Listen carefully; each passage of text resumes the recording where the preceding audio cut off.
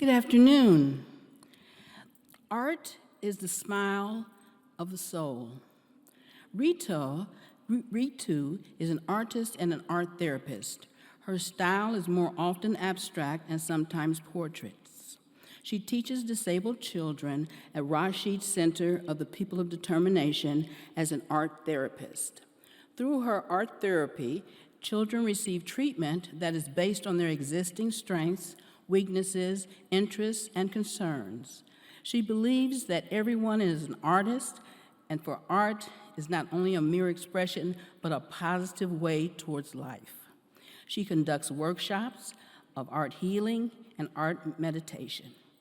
Ritu started painting at an early age as a hobby.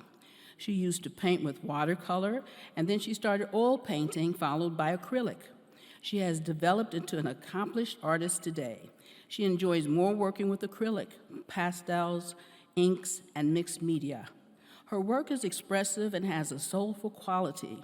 Her use of color is bold and dynamic, in conjunction with the unique textures and depths she creates, serves to lend each individual piece its own oil painting, followed by acrylic. She has developed into an accomplished artist today. She enjoys more working with acrylic, pastels, inks, and mixed media. Her work is expressive and has a soulful quality. Her use of color is bold and dynamic, in conjunction with the unique textures and depths she creates, serves to lend each individual piece its own oil painting, followed by acrylic. She has developed into an accomplished artist today. She enjoys more working with acrylic, pastels. Because we all are here to celebrate, autism is not some problem. It's the happiness of life, and I'm going to display quickly my artwork so everybody will get the smile on their faces. Working with acrylic, pastels. Because we all are here to celebrate, autism is not some. These are some autistic kids. You can find their faces in these artwork. Are this amazing?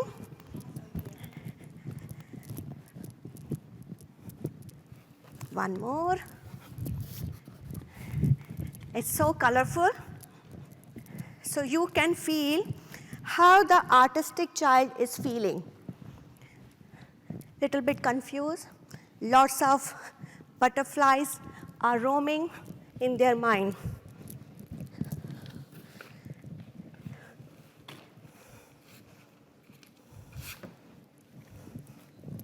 And why I choose art?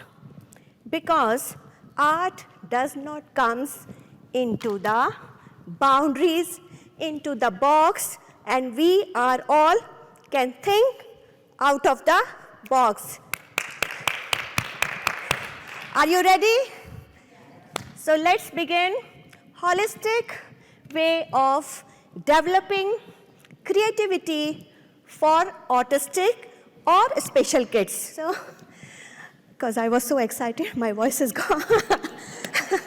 In the word of autistic child development, what we need, just a tiny bit of awareness and the lots of love. If we love the way it is, so then there is no problem. Like I don't compare my kids to someone else. We all are mothers, we have kids, and all our kids have right to bloom and shine. So that's why I choose art therapists to help parents to make sure the kids can be bloom and shine through art. So observation, just observing other kids, not so important, more than participation. So we have to build our own self-esteem to taking care of other kids. So be on your child team. So we have to think my child also sometimes having tantrums. So if the autistic children are showing some tantrums, some meltdown, it's normal because they are not capable to express themselves in some situation. They are feeling maybe the noisy sound, some scratching, or maybe something going on inside their body. So this kind of feeling, they generally cannot express, and so many kids, they have sensory issue. Anybody is having the autistic child in the audience? So yes, you can connect this one. They have so many issues, and sometimes we are really, as a mother also, it's so difficult to find what the problem is. So let them learn naturally. Like you have to read your child, what time and how he wants and what is their need. So now let's come to the solution, not the problem. Problem, everybody knows what they are going through. So be creative, be innovative. It's not like I want to make my child as an artist like a Picasso. I'll show you some of the tools, which is every mom's having, like a sponge. For these children, they don't use brush or something. You can dab the sponge, so you can convert any kind of artwork. You can use old newspaper. So be creative, use art as a tool. So these are fine pipe cleaner because they're soft. So there are lots of things which is unusual. The roller brush, stamping, and instead of marker, use highlighter, because they can, look at this, they can easily grab this one and they can have hold for doing. So be creative, think creativity as a skill, and build them the confidence. If you build them confidence, next time, really, he will do inside the line. First time, don't put the pressure, do the coloring inside. No, do wherever you want. Feel free. And start visual communication. Sometimes they don't do eye contact, but as a teacher, I do, I talk every morning. So how are you feeling? Then I will give my example. I'm feeling good. How are you? So some we are using sign language, so they do, I'm good. So slowly you can build up the communication. How to do this one? I'm so, like this.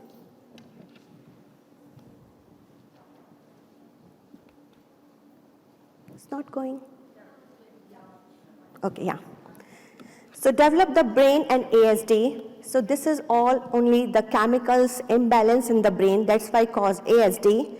But as a parent, as a support group, as a teacher, or as a therapist, whatever, you understand their need. Listen them carefully. They really need guidance. They really need instruction, not one time, maybe several times. And it's really your testing time, how you can keep calm and cool. So for that, I have my lavender spray always in my pocket. If I have to repeat 10 times, I spray myself, so I'm cool and calm, and I can give the answer so many times. Respect as a human being. It's such a small thing, but I can tell you this really makes difference. You have to love yourself, respect yourself, and the same thing, it is coming through you to the children.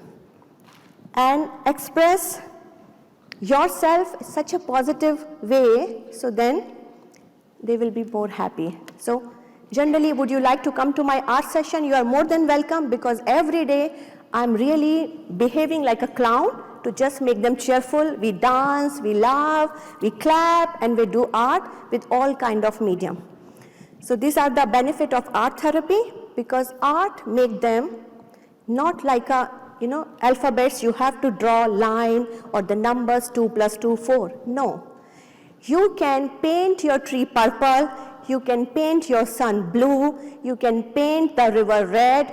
It's no matter, because art makes you accept the way you imagine, the way you think. So the art is the best way to really calm them and build the confidence. And now innovation is doing very, very well.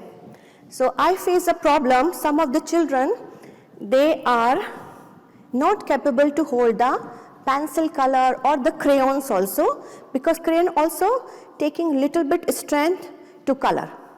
So what I find, I just use the Microsoft Surface or maybe Apple iPad, so they have paint and all this thing. they use their finger to draw. They can do doodles, they can draw flowers or anything, and you have to guide them, and they really start enjoying this kind of art, because when you give them pencil and give them guideline to draw this one or color in certain way, they will never learn. So innovation is the new word, new technology, which is really useful. Offer visual communication. Creativity is so good because it reduces stress. When you have seen the child is sitting on the whatever room or table or chair and doing art, so that 20 minutes he really forget or she really forget is doing something. It could be the paper collage, tearing the paper also. These children are really enjoying when they're tearing the paper, and that becomes the part of art also. And it improves motor skill also. When you are telling this paper, this hand going inside, this hand is going outside. So these are the showing them how to do the paper tearing. And it is a problem solving tool, because if you will show them, this is the paper plate, I divide paper plate into 2 parts, then this part, and you can see these are the 4 parts. Have you compared? This is pizza, then you can order same day the pizza and you can show this is the slice of pizza and the triangles. So think about all this thing, and I think it's a beautiful way to communicate with these children, and you also going to enjoy. So holistic wellness and learning support. My previous speaker just mentioned what is the holistic and what is the wellness. So nobody can pour the positivity until you are positive from inside. If you are having lots of emotional imbalance or negativity, you cannot give someone happiness and a smile. So you have to keep yourself happy, and then only you can share your happiness towards. And if the mother is like that, don't feel guilt. Guilt is making you somewhere, is like a inner layer going to you every day. Why my child, why I'm suffering and all this thing. It's okay, you have angel in your family. So treat like an angel and just be happy. Give support, and I have seen the kids grown up. My own students, they are working in Emirates NBD Bank here. So because they play with numbers and they are so intelligent, and now they got the job in bank also. So there is a hope. Don't be too much negative. Happy teacher transfer good energy. This is my quote, and I every day do this, and every day I read this one for myself. And do what you love, or love what you do. So each and every one, if you are in the what you call that's a support group or as a therapist and all, you should enjoy. When you enjoy, you are not following the rules, you are just following your heart, and the result will be amazing. How to do de-stress? So there is a spelling, mindful or mindful. So then keep the good thing in your mind, let the stress go away. So creating holistic meaning through creativity, I think I already repeated. I'm not want to extra time because I want to discuss more thing with you guys. So see creativity in a positive light, because creativity flourish in a very congenial environment, and use creativity as a model, and think creativity as a tool, as a skill. You can do anything. Even as a corporate people, sometimes they burn out, they can do doodling and they will get the answer. Or if you are in a very much stress, draw the lines. It really help you to come out from that one. Like a mandala art, and these are really tools for the adults also, very useful. And one more thing, create a calming book for if the child is having meltdown, so that is really useful. I have noticed you can just make any scrapbook and put child's nice picture. If you have pet, you can put pet picture, and involve your child for creating the scrapbook. It's not a very neat, good looking. It can be anything. It's a handprint of your child, sponge printing, newspaper cutting, anything.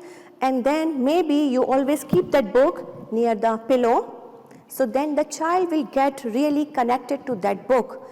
If any kind of meltdown, if you show that book or just turn the pages, that book will really calm down the children. I have seen this one and it's really very useful. So create a calming book for your autistic child or student or sibling for their meltdown. So thank you so much. Hope you like it. And I'm not getting anything. I'm just having my Instagram is fuss free. Keep it simple. Keep it fuss free. You can follow me on Instagram, and all the very best. You are really heroes of the society, and everybody is trying their bit to create autism awareness. Thank you.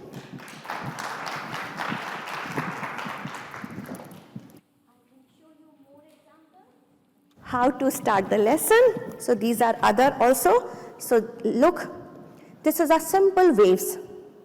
So just you hold the child hand, make a wave, and you can decorate as any found object. You can do it. So this is only, I just made a splash of colors. They can do little dots and line. These are simple ideas. This is the waves. That is the calming book. So you can make similar like that, the calming book for the child. And this is, I created with the help of the children. They put color here and there, and I convert into a beautiful art piece. So this is the idea. You can create NFT, and really you can mint money in the new currency. So if child cannot get the job, at least he can be renowned, world famous artist.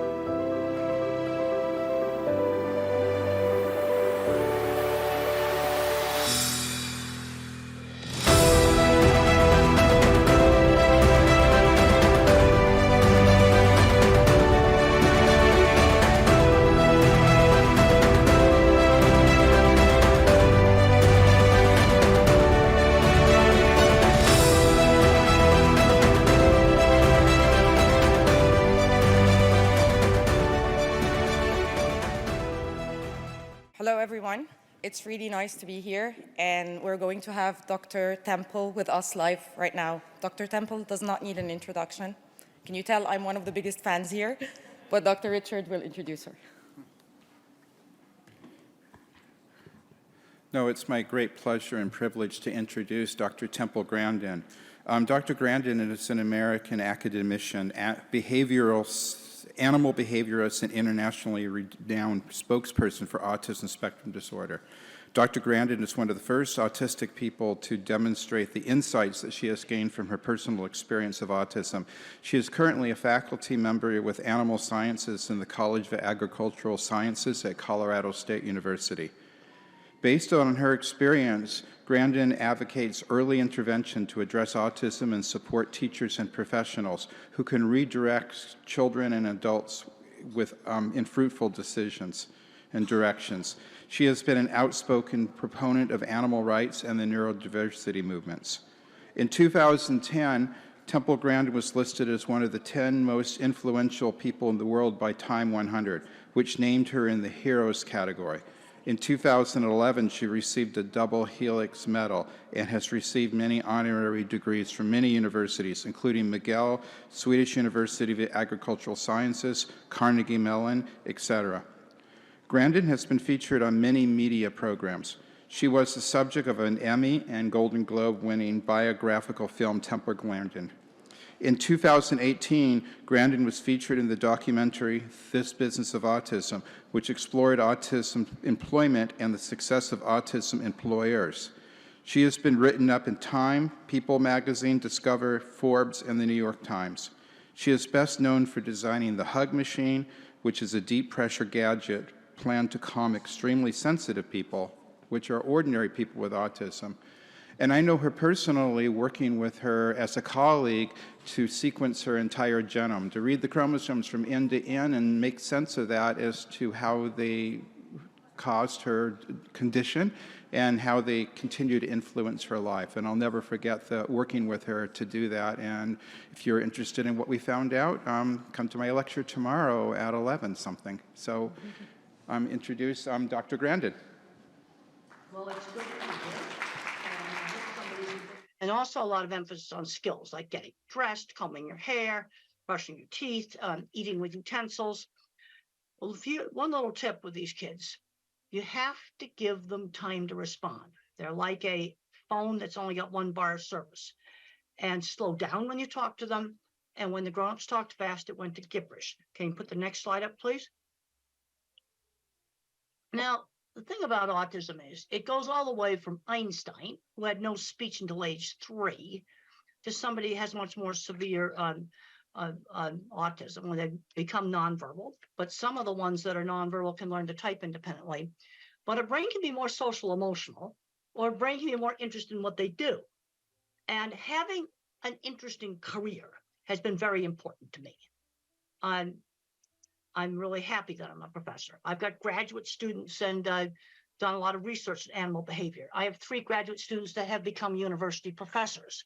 I'm very, very happy about that. So a brain can be more social emotional, or a brain can be more interested sort of in what they do. This is why I think it's important to get kids out doing interesting things. Some of these kids that get addicted to video games, one of the ways to get them off the video games is have them fix motorcycles, have them fix cars. It's the one thing that's worked. They find out that maybe fixing those motorcycles is much more interesting than the video games. And that's something that can turn into a career. And it's a skill that other people want. Let's go to the next slide. Shows a picture of Thomas Edison. He would probably be autistic today. He dropped out of school. Now, fortunately, he had a mentor. And he had a mentor that taught him how to use the telegraph. It's really important for students to get exposed to things. I was not originally in the cattle industry. I got exposed to it as a teenager. And I had very good teachers and mentors, starting with my mother when I was very young. She was always pushing me to do new things. She encouraged my ability in art. I had a wonderful primary school teacher. I had a wonderful science teacher who got me interested in studying with all kinds of interesting projects to do. Good teachers are so important. Let's go to the next slide. There's Einstein. He would probably be in an autism program today. Let's go to the next slide. Put the next slide up, please. Now, I'm a kind of a NASA fan. And I got 5 years ago, I got a chance to go visit visit this launch pad. This was like so much fun. And what I learned when I went there is the astronauts, they had we call it the right stuff, but they were people that had Tourette syndrome, that were dyslexia. They were building the launch pad. They were designing control rooms. There were people there at NASA, really smart people, that were, some of them probably were on the autism spectrum. I've been to many, many NASA sites. And if you look at the old videos of going to the moon, look at the people in that control room. I think there was quite a few autistic people there. And they were really happy that they got to be involved in that project. Let's go to the next slide. Now, I've got emotions, but I get emotional over interesting stuff I do. And Voyager spacecraft now is 45 years old. The scientists are in their 80s now. They are still tracking it. They've managed to keep it going. For a long time, they had to work out of a storefront next to a McDonald's, but they kept it operating with no funds. And I can get really into that because it's so cool what they're doing. They're still learning from this spacecraft that's 45 years old. Let's go to the next slide. Yeah, past Saturn, we can go to the next slide. And then you've got the techies down there that keep that antenna going. Yeah, they probably have to do it at 3 o'clock in the morning. I got a chance to sit at the original mission control desk. That was really, really cool. Go to the next slide. Now, let's not get hung up on the labels. Autism is this big spectrum. And the problem with autism is they keep changing the diagnosis.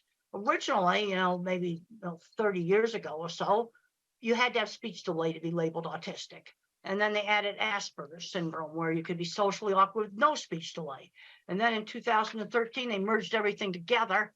And you've got a spectrum that's going from Einstein to somebody that may have much more severe problems. But I can't emphasize enough on working with the little kids, because when I was 3, I looked very, very severe. And we can go to the next slide. I have grandparents that come up to me all the time and they find out they're autistic when the kids get diagnosed. That just happens all the time. And sometimes adults later in life getting diagnosed helps them with their relationships. But I'm concerned that too many fully verbal, smart kids on the spectrum get so hung up on the label, the parents get hung up on the label, that the kid's not learning basic skills like shopping, learning how to save money, doing laundry, just very, very basic things. Another big problem I'm seeing is not making the transition into the world of work. Work skills are not the same skills as academic skills. We need to start children when they're 11 years old, maybe volunteering at a fruit stand or something like that, where they learn how to work for somebody outside the family on a schedule. Let's go to the next slide. And that's me having a real fun time at the vehicle assembly building. We'll show another slide, all the cool stuff I got to go do there, like go up on the roof and I wasn't supposed to. That was really cool. All right, let's just get back to the getting important stuff in autism. Let's talk about some basic issues here. Sudden surprises scare. Okay, let's say a child's going to go to a new school. We'll try to visit it maybe before they go there, or look at the website. The other thing that's difficult for a lot of individuals with autism is multitasking, when you rapidly have to multitask. But we've got to get these kids out doing stuff. We've just got to do that. And I was brought up in the 50s, and we used a method, I call it teachable moments. So let's say I took my drink right here, and I stirred it with my finger. That's bad table manners.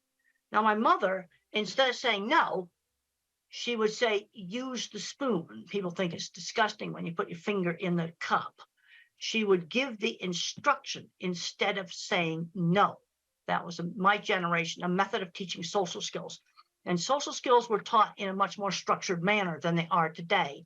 We need to limit the screen time, the phones and the computers, to about an hour a day. And we need to get kids out doing things. Today, I saw some kids out playing in the playground that's near my house, and that's the kind of stuff that kids should be doing. Let's go to the next slide. So there's the teacher there working with a really young kid. And the thing I have found on very young children's programs, some teachers just have the ability to work with these little kids. Now, if you've got a little kid that's not talking, the worst thing you can do is let them just sit and play with a phone all day. That's the worst thing you can do. You need to get an effective teacher working with them. And I find some teachers have the ability and some don't. Let's go to the next slide. Teaching turn taking. That was done with me with board games. You have to learn how to wait. It's something that's very important for young autistic children to learn how to wait. And we'll go on to the next slide. Teachable moments. We already talked about that. You don't yell and say, stop it. You give the instruction and the reason why. Let's go to the next slide. You need to limit the video games. One of the things that I was not allowed to do when I was in high school was just become a recluse in my room. I was not a good student. I was a terrible student, but I still had to attend to classes. You know, too many of these kids are just getting on the electronics and just staying in their room, playing video games all day, and they're not getting wonderful jobs in the video game industry. And if they were getting wonderful jobs in the video game industry, I'd be a lot more positive about it. But some young adults, again, addicted to video games, the one thing that was successful in getting them off of it was working on motors and engines. And they found out that they were more interesting than the video games. Let's go to the next slide. Now, my mother would always stretch me to do new things, but she always gave me a choice. You know, we could go to this store or that store, or you could do this activity or some other activity. Always giving choices. You can do your homework when you get home from school, or you can do your homework after dinner. Giving some choices. And one of the things that helped me, being raised in the 50s, is we had sit-down dinners. And, you know, my sister and my parents would take turns telling about their day. Unfortunately, in some families, that's not happening. And this was part of getting me to be a lot more social. And and you can learn business social. Another thing that was done in my family is when we were 7 or 8 years old, and it was done with most of the families in my generation, is when I was a little kid, I had to dress up in my good clothes when the parents had a party, and I had to serve the snacks. I had to shake hands with them, learn how to talk to them. Really, really good social training. Let's go to the next slide. Let's talk about sensory issues. Sensory issues are really real. And loud sounds like a school bell or a hair dryer or maybe a vacuum cleaner would hurt my ears. Now, one of the ways to help a child to tolerate these sounds is to let the child play with the vacuum cleaner, where they turn it on. They turn the hair dryer on. And when the child turns the dreaded noisy thing on, they often get to where they can tolerate it better because they are controlling it. Now, there's some kids wearing headphones all the time. And the problem is, if you wear headphones all the time, and that's on the next slide, the sound sensitivity may get worse. So what you want to do is have them with you. You can have them in your backpack. So they're with you. They give you control. You've got them with you. But then you try not to wear them. Because I've heard stories where they were wearing headphones all the time and the child got so sensitive, he couldn't tolerate quiet conversation at the dining room table. But sensory problems really are real. Sensory integration methods can be helpful. There's a paper you can look up online. It's called Environmental Enrichment is an Effective Treatment for Autism. And it's a method where you stimulate 2 senses at the same time. Maybe touch a warm coffee cup and then smell some aromatherapy. So you're stimulating 2 senses at the same time. And the title of the paper is Environmental Enrichment, an Effective Treatment for Autism. Now, let's say we have a nonverbal older child or adult and problems with maybe destructive behavior or hitting. The first thing with somebody who cannot speak is give them a way to communicate. Not being able to communicate is totally frustrating. Also, you have to rule out, do they have a painful medical problem that they can't tell you about? That's the first thing you need to make sure they don't have acid reflux. I had acid reflux last night because I ate some hot sauce I wish I hadn't eaten. And my stomach was hurting last night. But the sensory overload, if they have a meltdown or outburst in a busy, noisy store, that is probably sensory overload. But we've also got to give them a way to communicate. That is just super, super important. There's a next slide just shows that sensory symptoms are part of the neurobiology of autism. Now, when I was a little kid, they tested me for 2 things, deafness and epilepsy. Now, I could pass the deafness test, but the problem is my ability to hear auditory details impaired.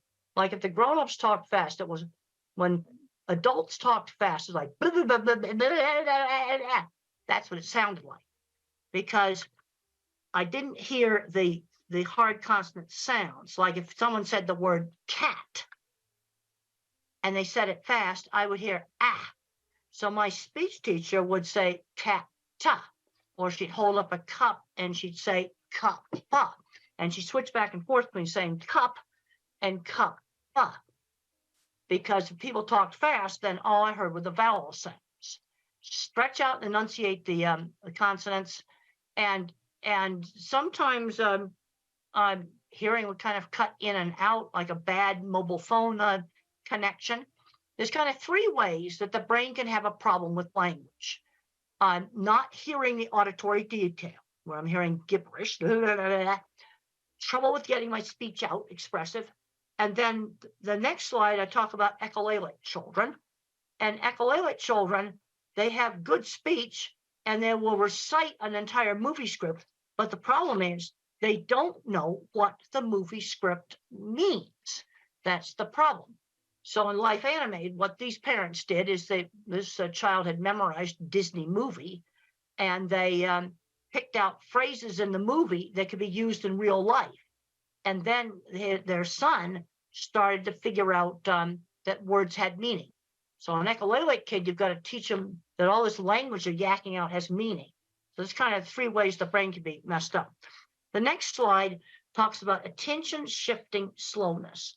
Now, if I was a computer, I've got a very, very small, I'm an Intel 286. I mean, if you're a computer geek, that's the first chip. But I have huge memory. Attention shifting slowness. This is why you have to give the child time to respond. The next slide shows attention shifting slowness. It's an old Ami Klin slide, and look at how the normal person's looking at the eyes. But the other more important thing in this slide is look at how many times the normal person looked back and forth compared to the autistic person who's trying to lip read. Tension shifting slowness. All right, now let's look at things where this could cause a problem at work. I want to see these kids get employed, and I want to avoid the jobs such as rapid multitasking at a McDonald's takeout window. That would be a very bad job. Another problem is I don't have any working memory. So if let's say I have to shut down the cash register at night at a store, and then maybe 5 or 6 steps, I need to write them down. I need to write the steps down like a pilot's checklist. Long yakety-yak strings of verbal information do not work with me. Let me make a pilot's checklist. Okay, and if you don't want to disclose autism, just say to your employer, pilots need a checklist. I need one too. And for pilots, it's mandatory. In every country in the world, pilots have to use checklists. Now, I'm talking about giving the child time to respond. When I was 5 years old in school, we had a little assignment where we had to name the pictures that began with B as in beautiful. So I called the suitcase a bag, and the teacher marked it wrong. And she didn't give me time to explain that in our house they weren't suitcases, they were bags. And that was very, very frustrating for me. In the next slide, we're going to be talking about some visual problems. I don't have visual processing problems, but some individuals do. And vision might break up similar to a migraine headache. Or this next slide shows an image that's breaking up. Seeing probably wouldn't be a primary sense if that's the way things look like. And this may explain why a number of people that do not speak touch and smell things, because those senses provide accurate information. And we'll go on to the next slide that shows an escalator. Now, in your brain, you have the eyes that work like a camera, but then in the back of the brain, there's circuits that assemble the graphics file for shape, color, motion, and texture. And if there's something wrong with those circuits, print may jiggle on the page when you try to read. These kids are often terrified of escalators because they can't tell how to get on and off of it. So you have a child that hates an escalator. The chances are he has a visual processing problem. And the eye exam may be more or less normal. And if you have a child that can't read, the next slide shows print jiggling on the paper. Try different pale colored papers. Now, this is my children's project book right here. Well, you see the light blue paper color right there. Try printing on the homework and the reading materials on maybe light tan paper, light gray paper, all these different colored papers. That sometimes really works for some types of dyslexia. Just try different colored paper, try different colored backgrounds on your computer, on your laptop, or on the iPad. The next slide, I talk about lighting issues. And one of the big ones now is LED lights that flicker. And one of the ways that you can determine if LED lights are bad is take pictures of them in slow motion. So you want to wave like this, because when you play it back, you want to make sure it's playing back in slow motion. And you're going to find some flat screen TVs that flicker. Now, tablets do not flicker. Most laptops do not flicker. But there's going to be some flat screen TV computer monitors that are bad. And this does not affect all people with autism. But I'm going to say about 10 or 20% may have a problem with seeing flicker of LED lights or on TVs and computer monitors. So what do you do if you have that problem? You go buy a lamp and you find an LED light that does not flicker, and you put it next to the desk. And you can buy cheap ones that don't flicker. But this is something that's a real problem. And when I get asked about designing a school or a home for people with autism, I want to make sure we have LED lights that do not flicker. I just learned from a technical specialist that if a TV flickers, it has to do with the internet connection.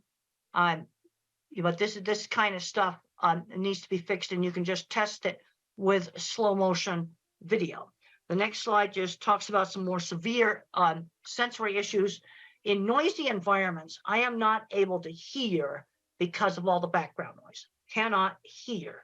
And I also cannot follow very rapid chit-chat conversations where people get very social, chit-chatting back and forth very rapidly. I get bored with that. And there's questions coming up about masking. Some of that stuff is just too hard for me to do.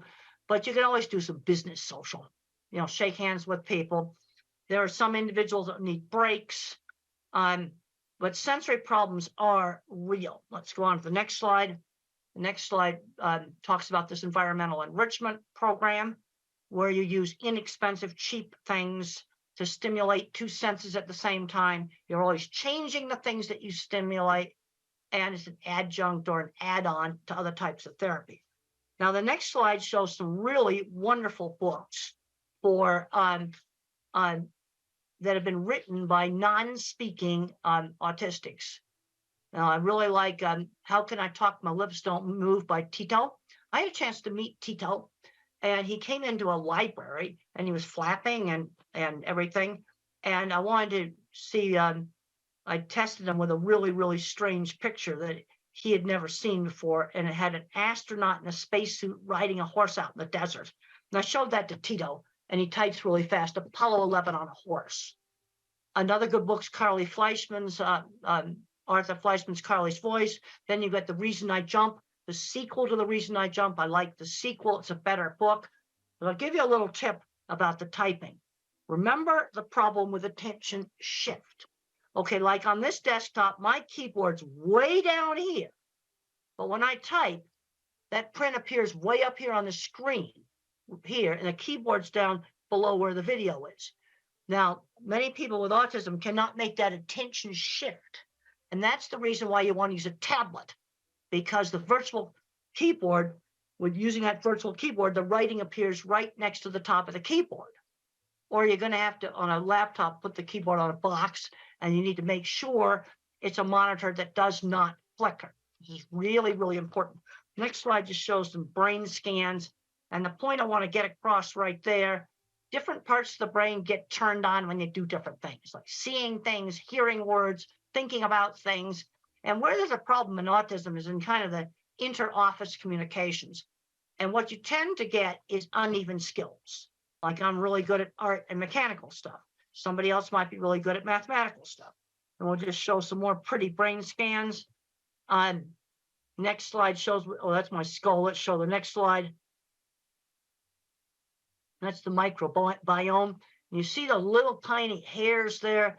Those are axon tails, and they form great big inter-office communication cables between different parts of the brain.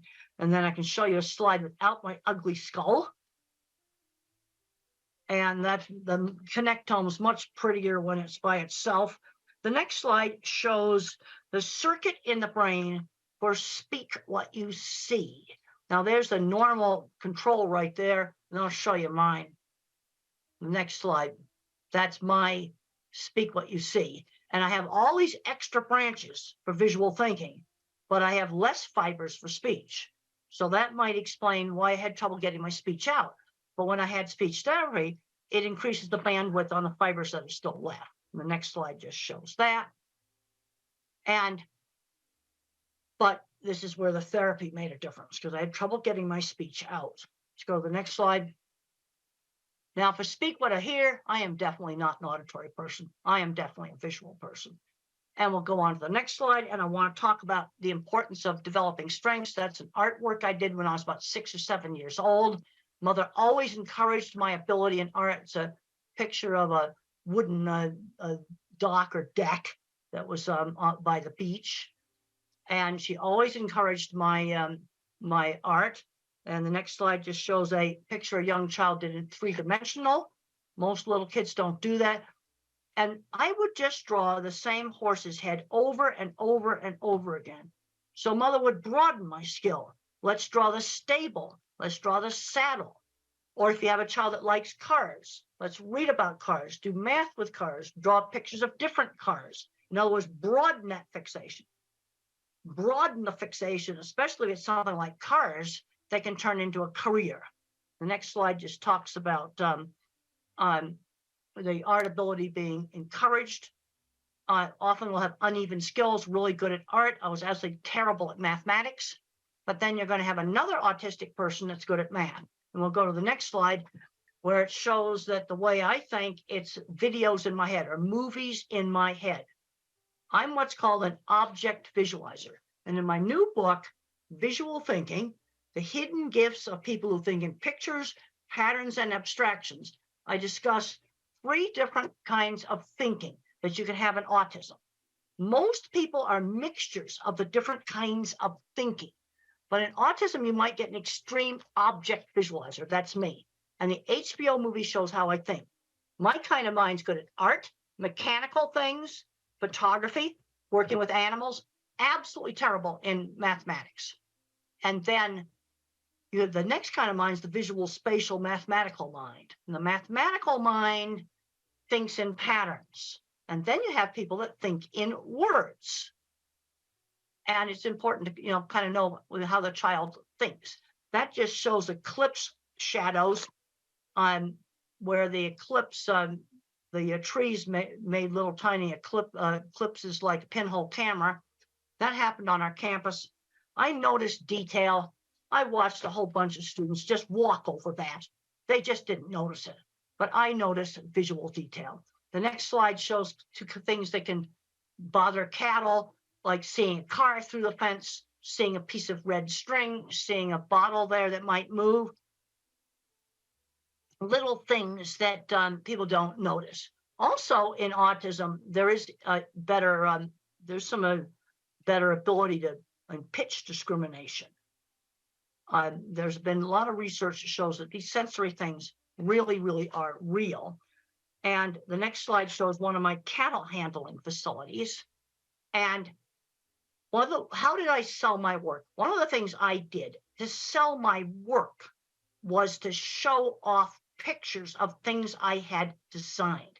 And one thing I really liked in the HBO movie is that it showed my actual projects. It also shows how I think in pictures. It's very, very accurate on that.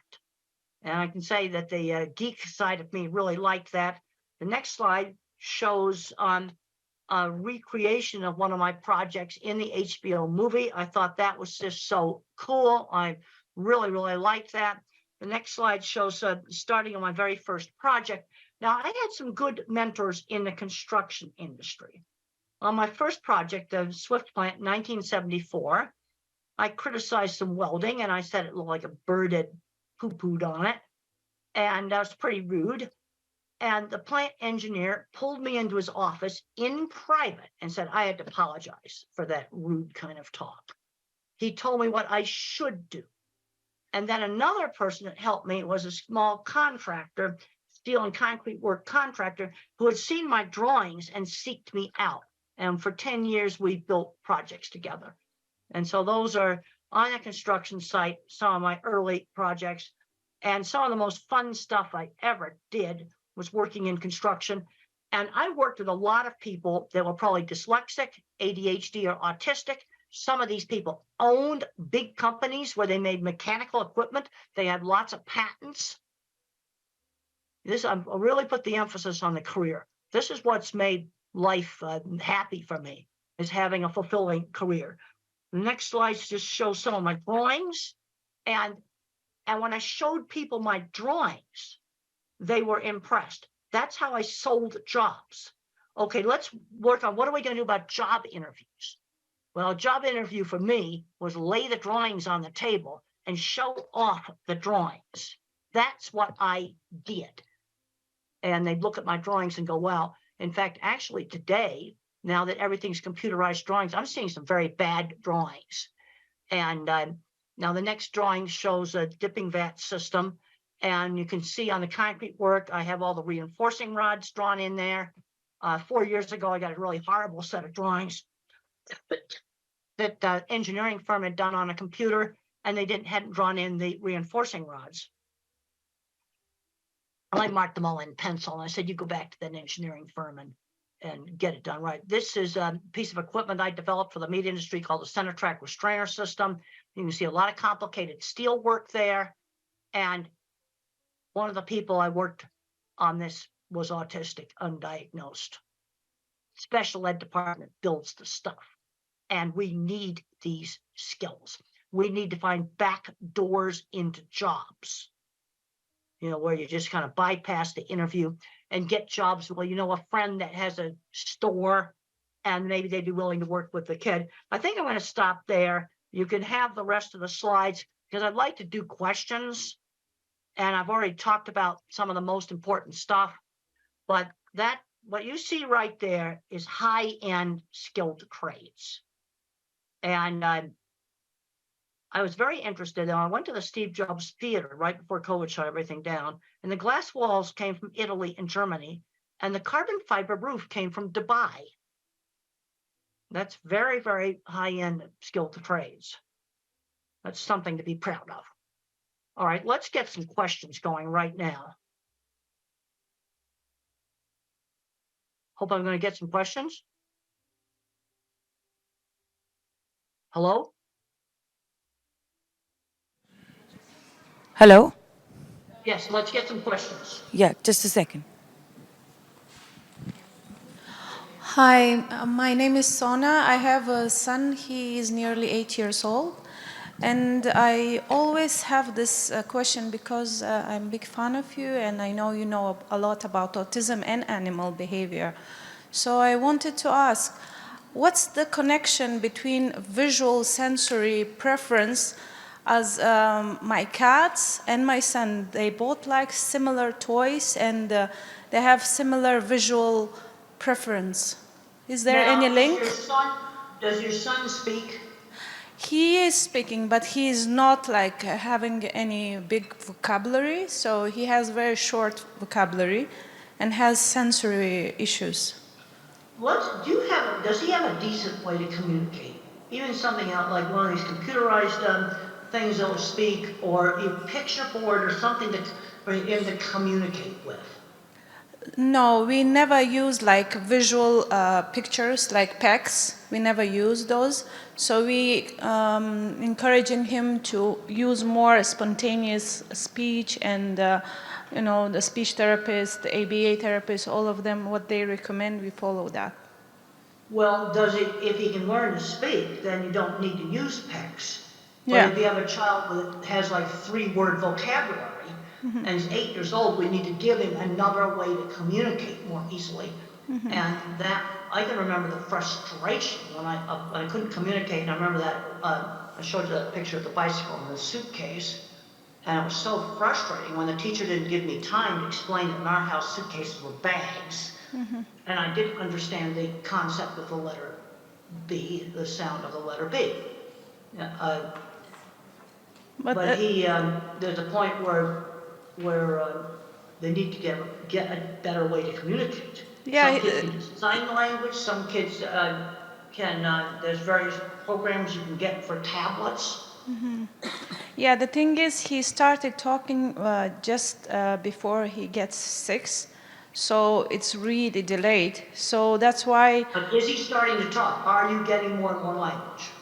Yes, and more clarity. Like it takes time, like it's a step by step, but we had him from severe autism. Now he is in between low and moderate autism. Okay, so in the spectrum. Good. If you're getting progress, parents always ask me about different programs. I said the most important thing is you're getting progress. Yes, now, if you're getting progress right now, then you're doing the right thing. Yes, the only problem I'm struggling is his memory and his sensory problems. That kind of restrict him to learn more and focus on task and academics, and he's better in maths. As you said, there are a few types of visual learners. He is more into maths and numbers rather than alphabets and reading. You see, because I said there's a visual kind of autism, that's me, Yeah. but there's also a mathematical. There are kids that are very mathematical. He is They visual think in it's maths, but he's not very visual in, he's not into reading that much, but he's better in maths, like counting and numbers. He's really good with that's numbers. good. Then you maybe can move them ahead in numbers. How is he at things like getting dressed, bathing, these kinds of things? He is very independent. Wherever I taught him, is very independent. Good. That's good. He's learning those skills. Yeah, he is even better than my other children, like neurotypical ones. So he is more independent than them, and he understands routine better than them. The only problem I have, I can't find his special skill. He really likes music, and he is very athletic. He does parkour, he does swimming, he does cycling. Well, good. He's very athletic. That's good. And see, the problem you got with autism is it's such a wide spectrum now. Let's say you take a diagnosis like dyslexia. Okay, that's problems of reading. Or ADHD, detention. It's a much narrower diagnosis, and this is the problem we've got. We've probably got half of autistic kids that have a special skill, and there's going to be some that don't really have a special skill. Yeah, he has autism, ADHD, and dyslexia, all three, and Erlin syndrome. Well, the Erlin syndrome, have you tried the Erlin glasses? Yes, I myself, I qualified as well. I just took the course so I can keep checking on him. Yeah, we got the Well, glasses. the other thing I find that works also for people that have Erlin syndrome, I talked about the colored paper. Yeah, we do use. So you're Yeah, doing we that do on the use. All of overlay. his notebooks are turquoise. Well, like I've got a tan shirt on right now, and that would be one of the colors, the light tan like this shirt. Some people like that, and then other people, they like this light blue that's on my children's project book. Yeah, that light blue, that's the thing for him, Light blue calms like him. my tie. Yes, You it see, calms it him. needs to be the pale colors, Yeah. not dark blue, light blue. Yeah, I changed Light those, but black. he still have visual sensory problems. So is And there what any about- connection? Now, what about sound sensitivity? Sound sensitivity he has, but I kind of always give him that opportunity. Like you said, he's in charge of hair dryer. Okay. He's in charge of hand dryer. You know, when we go to cinema, Yes. at the beginning he was very hesitated, but then he got used to. Now he is properly sitting like other children. So I kind of make him to be prone to that, and he's used Well, to it. that's good that you see it, and making him, see when the child turns the hair dryer on and off, or the vacuum on and off, where they control it, Yes. that to desensitize some of that. Yeah, but still I'm struggling with his memory and his visual sensory. Like my cat and him, they prefer the same toy. You know what I mean? Like he will kind of keep doing with that, playing with that toy, even though he has 1,000 other toys. But And his how preference. is he taking turns at a game? He was not good. He was having meltdowns. He would get angry. But I kind of desensitized him with that as well, like on the cues of airport, like slowly by rewarding him using ABA techniques. And you don't have a surprise at the airport. You know, like you watch videos and I found that one of the things that I got afraid of them, if I made them interesting. Yeah, exactly. That sports. What one parent did about the hand dryers in the bathrooms, they went to the websites of all the manufacturers of the hand dryers, and then they got interested in how they worked, and they collected all the websites of hand dryer manufacturers. No, seriously, this actually helped. Yeah, it's the same with him. Wherever we start with, like even food diet, we started with him. At the beginning, he didn't like. Now he loves healthy, clean food. He wouldn't eat rice. Before, he was addicted to all these carbs, rice. Oh, yeah, it's bad. Now he And wouldn't eat. I get worried that some of these kids with these restrictive diets are gonna get the old vitamin deficiency diseases. There was a horrible case where a kid got scurvy, which Yeah. is vitamin C deficiency, Yeah. because the diet was so restricted. Maybe we need to get somebody else to ask a question. I wanna give somebody else a turn. Yeah, sure. Thank you. Hi, good morning and nice to meet you. You made a point about people who don't speak much, they're more on touching and smelling things. And I just wanted to know how can that be helped and how can they be helped to speak better?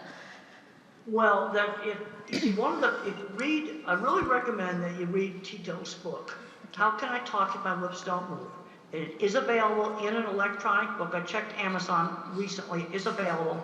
And he talks about vision being scrambled. Also, the Japanese boy in the sequel, which I think is a better book, he talks about being like a broken robot and having problems with controlling his movements. And if you have an older child or an adult that's either non-speaking or very poor speaking, I'd really recommend these books because it gives the inside view of their issues. And I don't have scrambled vision. I see just fine. You see, this is where autism has all these variations. But some of them get scrambled vision, and then smell and touch actually work. Those senses are giving accurate information, so then they tend to use them since they work. So the wish, I really recommend, really recommend those books. I've got a PDF here. I'll just hold up that slide again of those books right there. If you have an older kid or an adult that doesn't speak, those books are going to give you so much insight. They type independently. Nobody's holding their wrist or their arm. They type completely independently, and they describe sensory scrambling. Now, I don't have this. I have sound sensitive. And then there's some, I had a student that had a problem with print jingling on the page. But see, this is where the sensory stuff is so variable. This is sensory problems a lot worse than mine is. Good morning. My question is how to teach taking turns. There is a child, 8-year-old. He struggles with taking turns. He can't wait. And while playing. That was the reason why when I was 3, we spent a big part of my therapy was learning how to wait and take turns in games. How do I teach? How do I do it? Like sometimes there's a video activity happening, and there are 3 kids. One after another, they can watch their favorite video clip for maybe 5 minutes. But he can't wait for others. Well, let's do something where it's shorter than 5 minutes, like a board game. We played a lot of Parcheesi, which is a very simple board game where you shake little cups with dice in it, and you move little wooden pieces around on the board. And I remember grabbing that cup, and Mother said, "You've got to wait for your sister to take her turn." And something where it's not 5 minutes. Let's do some turn-taking thing where it's 1 minute. Take a turn in Parcheesi takes 10 seconds. Okay, so I start with 10 seconds. The first activity should be very short. Well, but the thing is, my speech teacher that I had years ago, this would be like 1950. Okay. She just knew that teaching the kids how to wait and take turns was super important. My therapy had a lot of emphasis on that. All right. How to wait in line. Okay, you're at the supermarket and you've got to wait in line. You can't cut to the front of the line. That's also turn taking. The child is able to wait in queue, but only taking turns when there's a person who is talking to him. He finds it difficult. In queue, nobody is speaking to each other. They are facing the other way, so he finds it very easy to wait in queue. But he has. Okay, take it wait cues, okay? But when he has to play with other children or he has to watch a video and wait for that time, he feels that he's not given his. He's not having control on his activity. I don't know what is the exact feeling he has. Well, you might try different things. When we were kids, we did a lot of relay races where you'd take turns running and kicking a ball or something like that. Yeah. Try some different things that involve taking turns. Now, if you're watching videos, one thing I'd recommend is the phone be physically passed. All right. The phone has to be physically passed around. Passed. Thank you so much. The taking turns means the phone has to be given to the other person and passed around if you're doing something on a phone. All right. I think that's going to help on the taking turns. Thank you so much. Okay, well, maybe we can get another question. Hi, Doctor. Nice to meet you today. In the last 5 years, we're hearing somebody tell autism causes by TV. I want today listen in your opinion. Caused by what? I didn't hear you. TV. I don't know Television. what that is. Television. TV. Autism is caused by television? Yeah, somebody tell that. No, autism is not caused by television. But if you let a child spend 10 hours a day watching television, that's bad. And it'll probably make the autism worse. We need to be getting them out and doing things. But television does not cause autism. Thank you. Nice to meet you. I'm Eleonora. I want to ask you, what do you think about the connection between language and motor coordination? Is it important to improve motor coordination in autistic children, to improve also language? What do you think? Well, there's some really interesting things that's happening with horseback riding. And I've had parents tell me that their kid did their first words on a horse. Now, there's three things that happen on a horse. First of all, riding horses is really fun. Yeah. But the other thing is you have to balance and rhythm. You're doing balancing and rhythm at the same time. Now, occupational therapists and sensory integration might get you on a swing and do some of the same thing. But when you stimulate the vestibular system with balance and rhythm, that can be real helpful. Another simple thing that might work is you nail a board to the floor, and then you have the person walk, what we call walk the tightrope like this, along a board that's nailed to the floor. I mean, it's only like that far above the floor. But you do these activities that stimulate the cerebellum. Yeah. Things like swinging. There's a paper I worked on years ago with Lorna King. Now, the child, they had him on a swing and they were working on speech. And there's some good things with the motor and speech. And the thing that's not known is which kids respond to this. You see, this is the problem with any of these sensory things. It works on one kid and another kid it doesn't work. Okay, I worked on my squeeze machine. Some kids respond to deep pressure, other kids don't. This is where the sensory problems are a real variable. But some individuals, they do swinging, balancing, rhythmic activities. That can help on speech for some individuals. Okay. We can use also music, for example, Yeah. rhythm. And that is very music can be important. helpful. The other thing is there are some individuals that can sing words before they speak them. Yeah. Singing is on different brain circuits. So they could sing the words rather than speak them. Sometimes that works. Thank you. Thank you. Thank you, Dr. Grandin, for wonderfully sharing your insights as an autistic person. One thing that has caught my eye is that your parent, your mother, played a very key role in Absolutely. In, And then another book you might find helpful, I got a book called The Way I See It, that's I got a lot of little short articles in it. It's available on Amazon. That might be helpful. thank you. Yeah, I also have a lot of information on website, templegrandin.com. Just templegrandin.com. There's lots of free information on that. thank you. So I'm a mother of triplet boys with autism. They are 11 years old, all different. They are all on a different spectrum. And one is still nonverbal. And all my sons are really not academically gifted.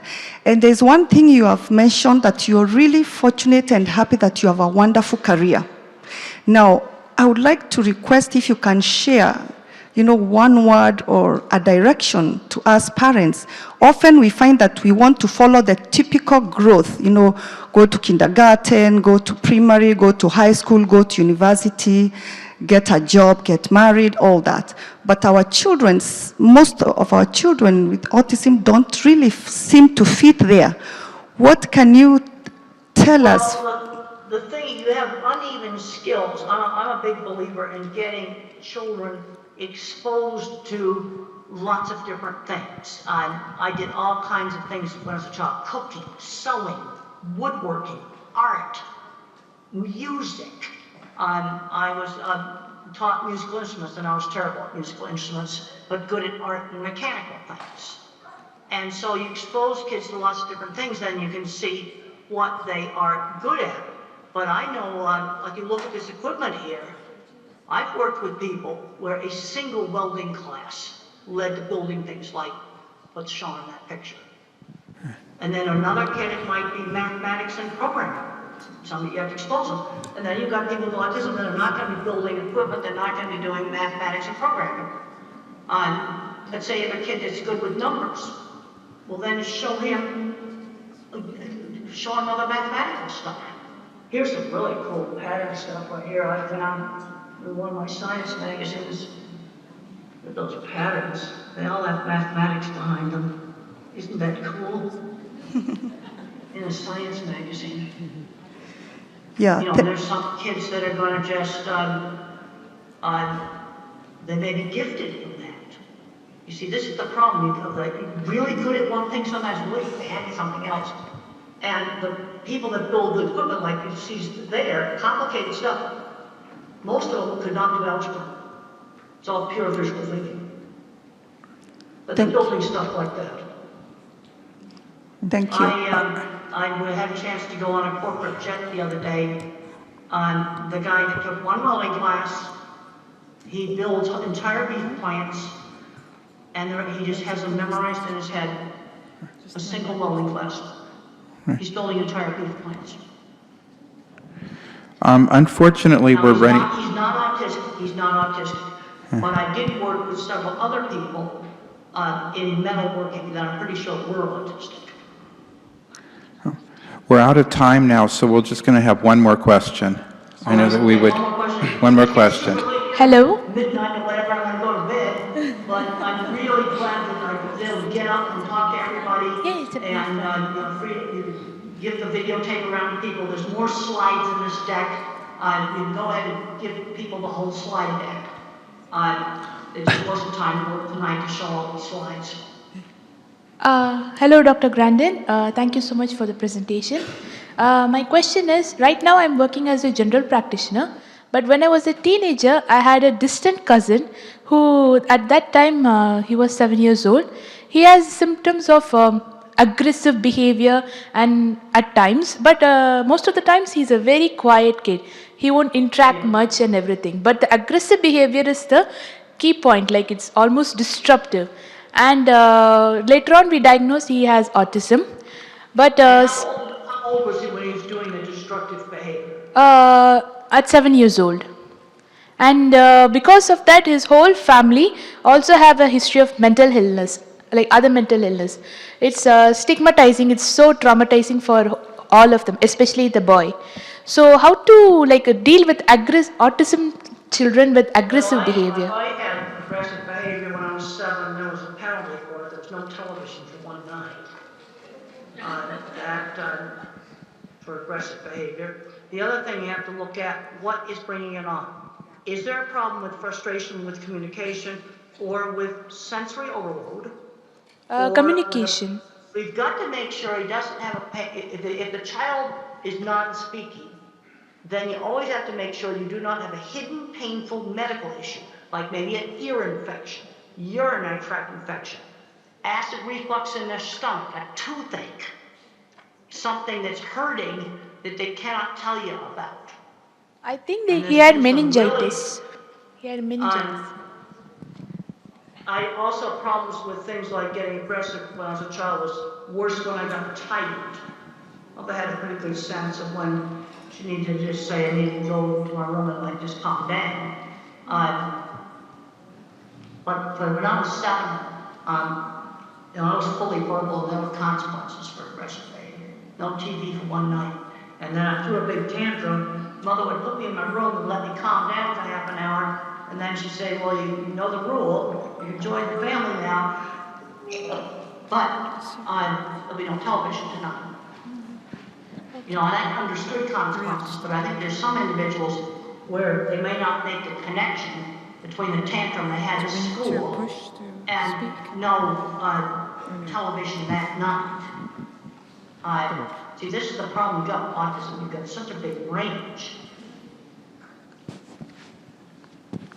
Okay, I think that was... And then you've got the autistic. You see, the people that I worked with that had the metalworking shop and all the patents, designing equipment, they would have been more than Asperger type. There would have been no speech delay.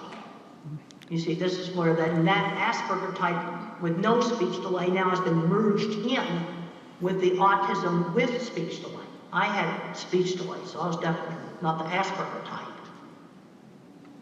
And the people that I worked with professionally in metalworking work would have been the Asperger type. But they had social issues. I'll never forget one of the jobs, I had to drag the guy out of the shop because before he got my papers to plant engineer. We're out of time now. Thank you very much. Thank you for joining us. Thank you.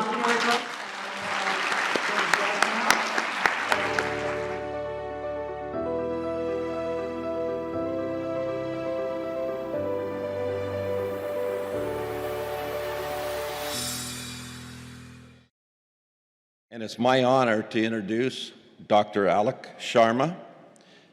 Dr. Alok Sharma is the professor and head of the Department of Neurosurgery at LTM Medical College and Hospital in Mumbai, India.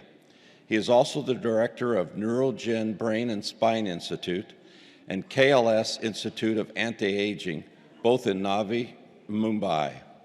He is the president of the Stem Cell Society in India and vice president of the International Association of Neurorestoratology. He has published 172 scientific papers, authored 24 books, contributed chapters in 19 textbooks, and made over 200 scientific presentations. He is a world-renowned pioneer in the field of cellular therapy for neurological disorders, having treated more than 12,000 patients from 75 different countries. His landmark accomplishments include the publication of the world's first scientific paper on the role of cellular therapy in autism. He has revolutionized the management of neurodevelopmental disorders with his innovative combination of cellular and integrative therapies. For this, he has received several international and national awards, such as the Rose of Paracelsus Award from the EMA Oxford 2016, the European Award for Best Practices, Brussels 2018, the Bharat Gaurav Award, London 2019, the Newton Universal Legendary Award, Boston 2022, the Sino-Phil Asia International Peace Award, Manila 2023, etc. Let's welcome Dr. Alok Sharma.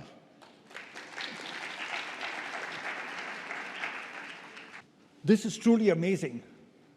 To be in Dubai, to be at this wonderful international conference for autism and neurodevelopmental disorders, but most important, to be able to give a talk immediately after Temple Grandin. What an honor.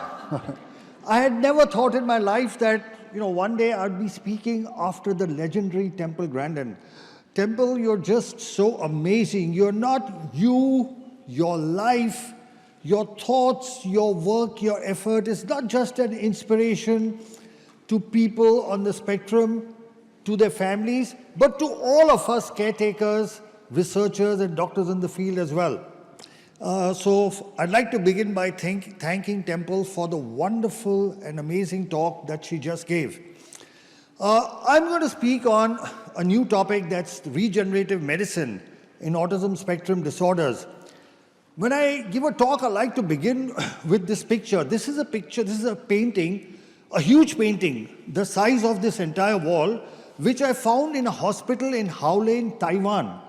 And when I entered that hospital, I asked them, why is this picture here? They said, this is a picture of Lord Buddha going into the jungle to heal. And they said the job of the physician is to reach out to people who are in suffering and heal them. So that's what we have to do, reach out and help those in need of healing. Now, if you look at the increasing prevalence of autism, it is actually unbelievable and incredible that the world has not taken notice of what's happening. You look and see in 2004, the incidence was 1 in 166. In 2023, it has become 1 in 36. At this rate, in the next 2 decades, every third child will be on the autism spectrum. Okay, this is something we as medical professionals need to bring to the attention of society, of people, of governments, of administrators and rulers, that this is unprecedented and that the facilities to take care of these children do not match up to the increasing incidence. There are about 70 million kids on the planet. That's 1% of the world's population. It's like a huge percentage of people. So the current situation is that, you have a child who has some symptoms, the parents notice, you go to the doctor, therapist, get a diagnosis, and they say what you can do is therapy, you start the therapy and you're back to where you were. So what's new? What am I going to be talking in this talk that's different? First, the concept of neurodiversity. And this is what Temple spoke of, okay? That we have to see how people on the spectrum are diverse, that they are not less than, they are different, that they have uneven talents and skills. So the concept of neurodiversity, because now there are going to be so many people on the planet that you can't look at them in the way that we've been looking at them earlier. The other exciting thing, and I'm going to highlight that, is a better understanding of what's happening with the brain. And this is what has changed everything. Then the whole concept of neuronal regeneration, that it is possible to regenerate the brain that's not functioning as well. And the concept of multidisciplinary management, and of course the main base of my talk, which is cellular therapy. Now, what is new is that for the first time in medical history, we are now understanding which parts of the brain are functioning differently from neurotypical brains. And we have done scans, we've done a lot of research in this area, and you can see that list: the amygdala, the hippocampus, the parahippocampal gyrus, the cerebellum, the caudate nucleus, the mesial temporal lobes, thalamus, superior and middle temporal poles. So we've actually identified very clearly which parts of the brain are functioning less. We've also identified which parts of the brain are functioning more. Our focus so far has been on what these children can't do. What we also need to look at, which parts of their brain actually are functioning more than what neurotypical people do. And there are actually parts in the calcarine fissure, the Heschel's gyrus, cortical frontal areas that function more. They are hypermetabolic. So we need to understand this as well. And our work has been published in a landmark paper, among the first of it's in published literature in the World Journal of Nuclear Medicine, where we've clearly highlighted which parts of the brain work less and which are working more. Now, what we found here, and this is the only thing that we need to give attention to, because Temple again keeps talking of early intervention. She keeps talking about early intervention, and I'm going to show you the scientific base of the need for early intervention. And that is this. If you look at this graphic, you will see that you will see that the brain metabolism over the years keeps on declining. So what you see in light green is how the brains of neurotypical kids, the brain metabolism keeps on increasing. Whereas children on the spectrum is the light blue, you can see it keeps on declining. What does this mean? It means the earlier we treat the children, the early intervention is there, the better results, because the later you treat them, the hypermetabolism is actually increased. So the old thinking was that once the brain is damaged, you cannot regenerate it, and the new thinking is it's possible to regenerate the brain through cellular replacement and repair. The other thing that has changed in autism is the concept of multidisciplinary management. So far what would happen is a person specializes in something and then that's all they would offer. So if you're a center that has occupational therapy, you focus on occupational therapy. You have a center that does speech therapy, you focus on that. But what is the need is a multidisciplinary management, which includes everything, all the things listed, and cell therapy, which I will talk about, is one of them. So there is no one silver bullet. The management of autism will be multidisciplinary. So look at that. On the left-hand side, you see a fractured bone. And I ask yourself, will you give rehabilitation to a person with that fractured bone? Would anybody give physiotherapy on a broken bone? Now look at the left. You go to an orthopedic surgeon, you get it fixed, don't you? And now you give rehabilitation. But in autism, we do exactly the opposite. On the left-hand side, the blue area is the hypermetabolic brain. We are giving rehabilitation on a brain that's not functioning optimally, and then we are expecting results of a normal brain. It won't happen. But through cellular therapy, you can see on the right-hand side, the brain has started functioning again. Now, if you give rehabilitation, you are bound to get better results. So cell therapy is a promising new modality where you use healthy cells to replace damaged cells. So that's the brain damage, and you can see that there is recovery. So now look and see what are stem cells. So the word stem comes from the stem of a plant, and just like from the stem of a plant, you can have leaves, fruits, everything else. There are some cells from which all the other cells arise.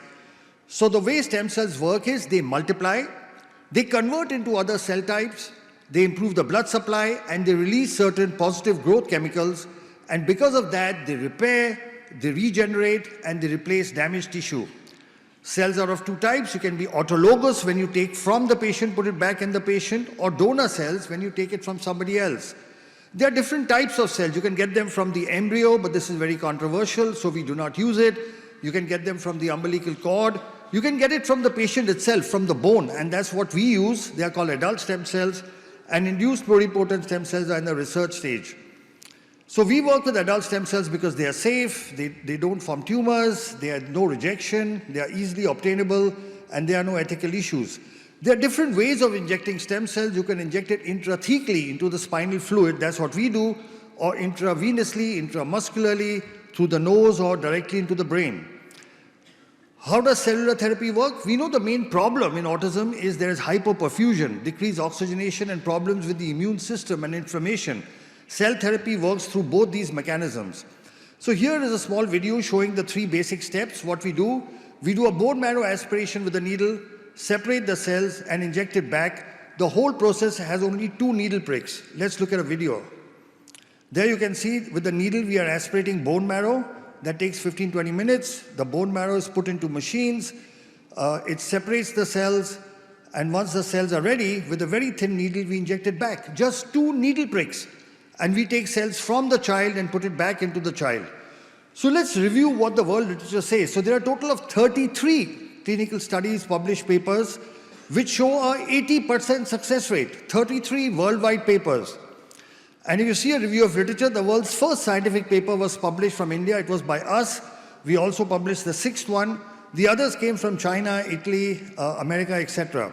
So this is the world's first paper on cell therapy in autism, which we published in 2014. This was our paper, and it showed 91% of the patients improved. The second paper came from China. Here again, they showed an 88% improvement. The third paper came from the United States by Dawson, again showing 90% improvement. This another paper from the United States by Kimberly et al. Showing 90% success rate. This paper by Martinez from Mexico showing a 95% success rate. This paper from Vietnam by Thang et al., which showed a 93% success rate. This paper from Italy, which showed a 78% success rate.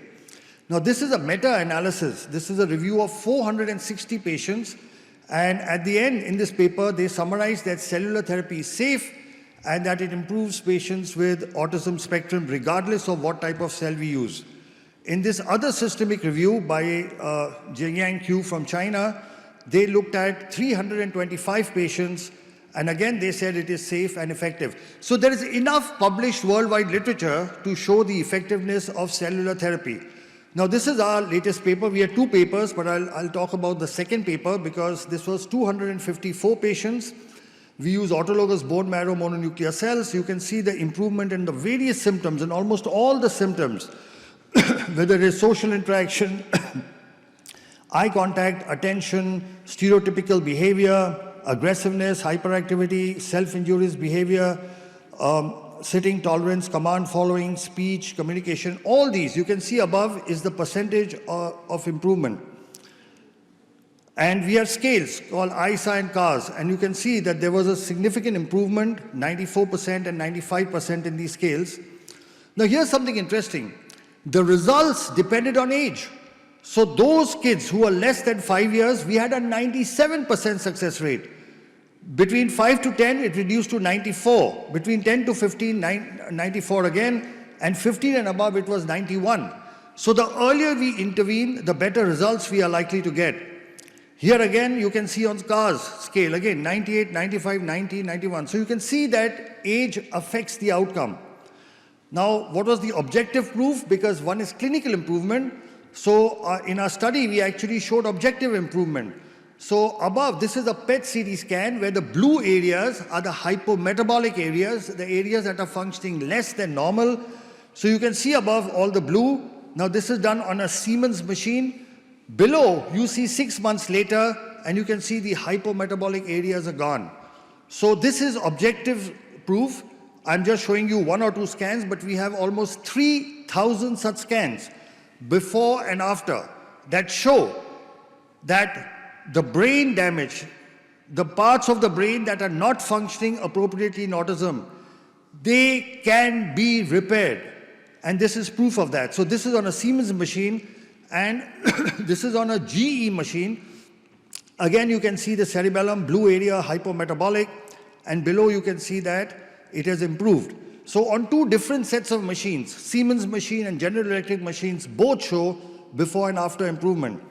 We have a total of 6 scientific publications in the results of cell therapy in autism. And now international books, medical books are introducing chapters. So in this book on recent advances in autism, there is a chapter, Stem Cell Therapy in Autism Spectrum Disorders, and they've asked us to write the chapter. So we've written the chapter for this book. Now this is data, what I showed you earlier was published. This data of 1,000 patients has been sent for publication. But just to give you an outcome, this is 1,010 patients. And again, you can see more or less similar symptomatic improvements. Again, the ISA and CAR scales, good improvement. Individual domains of ISA. And age-wise, again, you can see the same thing. Below 5 years, 89% improvement. Above 15 years, it dropped to 80%. And this is the analysis. You can see above the blue areas, the damaged areas. And below, after cell therapy, you can see that the brain has got activated. You can again see above and below. So complications. So we've had no major complications. There has been no neurological deterioration, no infection.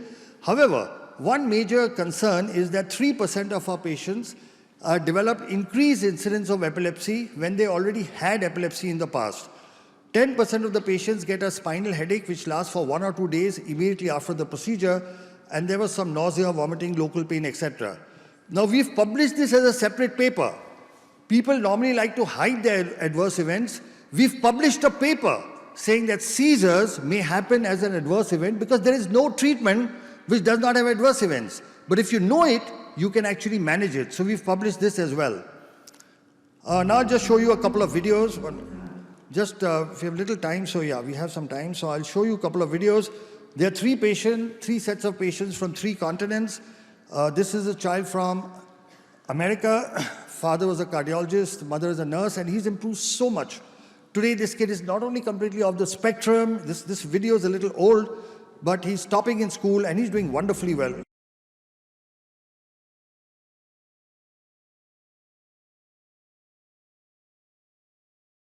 I couldn't get him to engage with me. I couldn't get him to give me eye contact. Over time, he started to lose a lot of vocabulary. Right around 18 months to the age of 2 years, he just slid backwards. He would flap like that, and he would walk on his tiptoes, look at the wall and be talking to the wall. He had problems with eye contact. He'd never look you straight in the eye. He had problems with his speech. Some research and found out about neurogen. And the big question that I had in my own mind was, what is there to lose? And I could not come up with a good answer, and I said, we have to do it.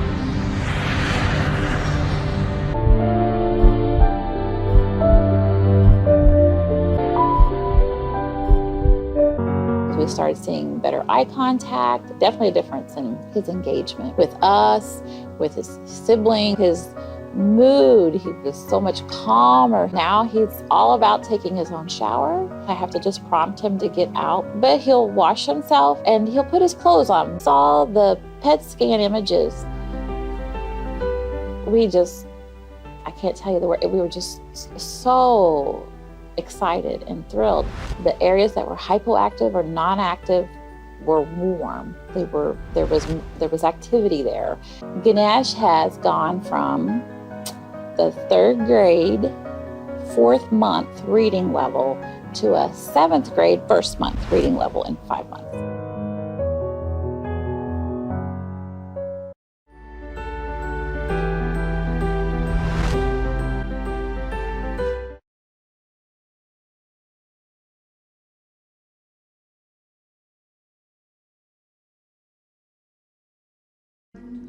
And now we have Mercy over here. We went to different doctors, we went to different hospitals, and when I brought it up, they were like, oh, no, don't worry, it's because they are boys, they are triplets, they were premature. I would be walking out and I'm like, bye, and no child is crying, no child is waving back bye.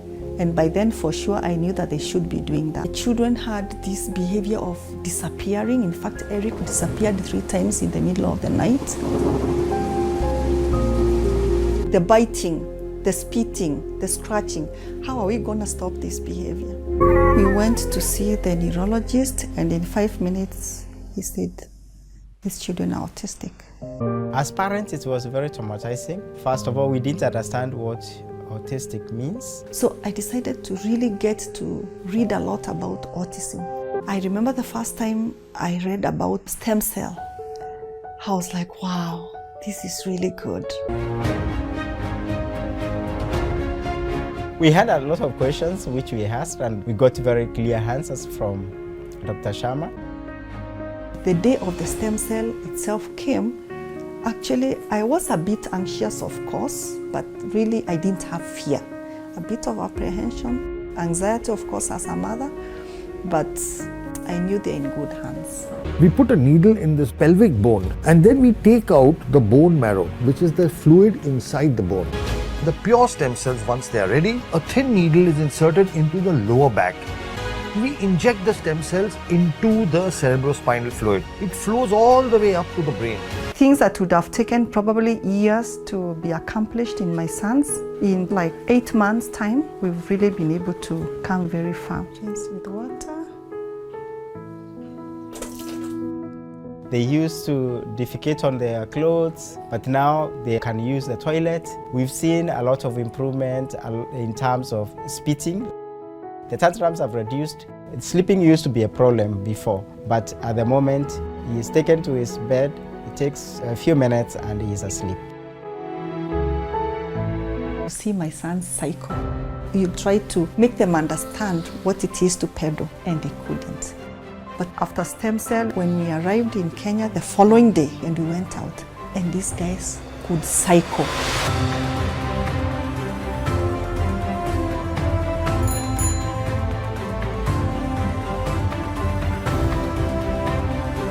to send you to buy tomato paste, okay? I'm going to send you to buy what? Tomato paste. In the shop. Where is the shop? It's here. Okay. So I'm going to give you Money. for what? To buy tomato lollipop. I'm going to wear my shoes. That's right.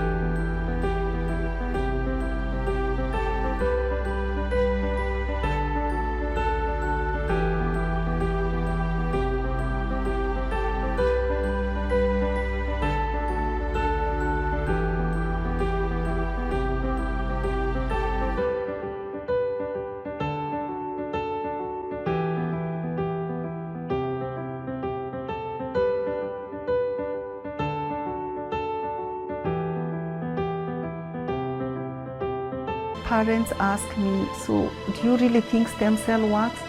And I'm like,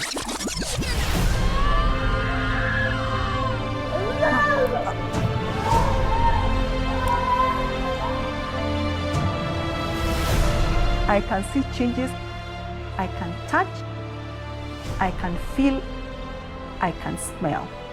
Of course, for me, stem cell works. I'll do it until my children get well. So that's two stories. And by the way, Ricky's right here. You're going to see him. He's right here. We are short of time, so I won't talk much about cerebral palsy, but this is a paper. It works just as well in cerebral palsy. We've got 15 articles, chapters in textbooks. And that's the brain damage before in cerebral palsy. That's after. You can see the improvement. Then in intellectual disability, it works as well. We have the world's first scientific paper. We've treated more than 12,000 patients from 75 countries, total of 106 papers and 16 books.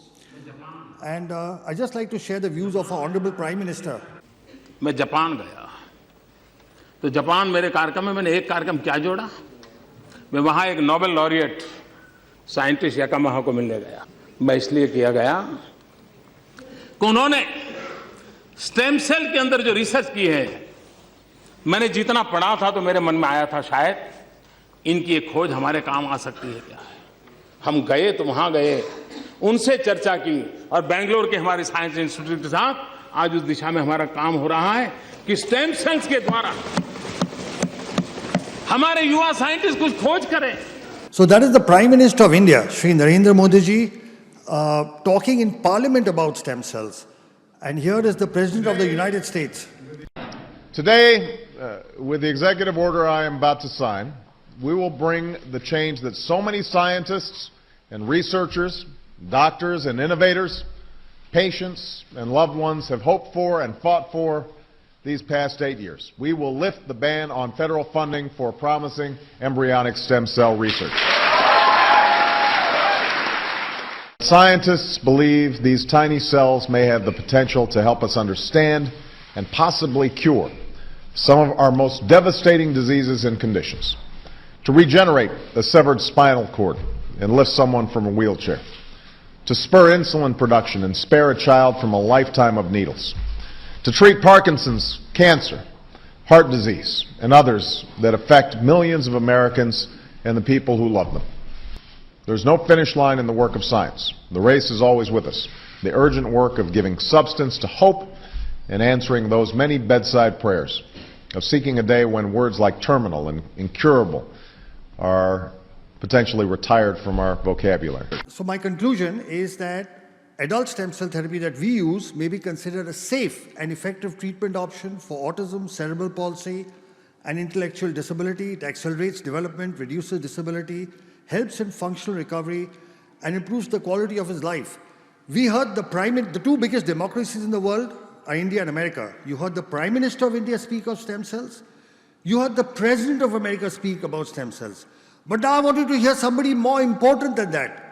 The child you saw in that video, he's right here, Ricky. Ricky, say a few words. Talk to the audience. Thank you.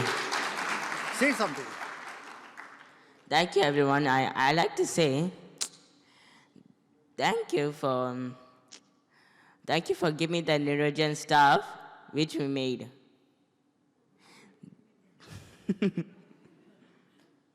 This child could not speak. This child could not go to school. Today he's standing in front of you Yeah. and giving a speech. Let's give him a big hand. Thank you, thank you, thank you. Thank you, Ritu. Come. Thank you, everybody. Thank you, everybody.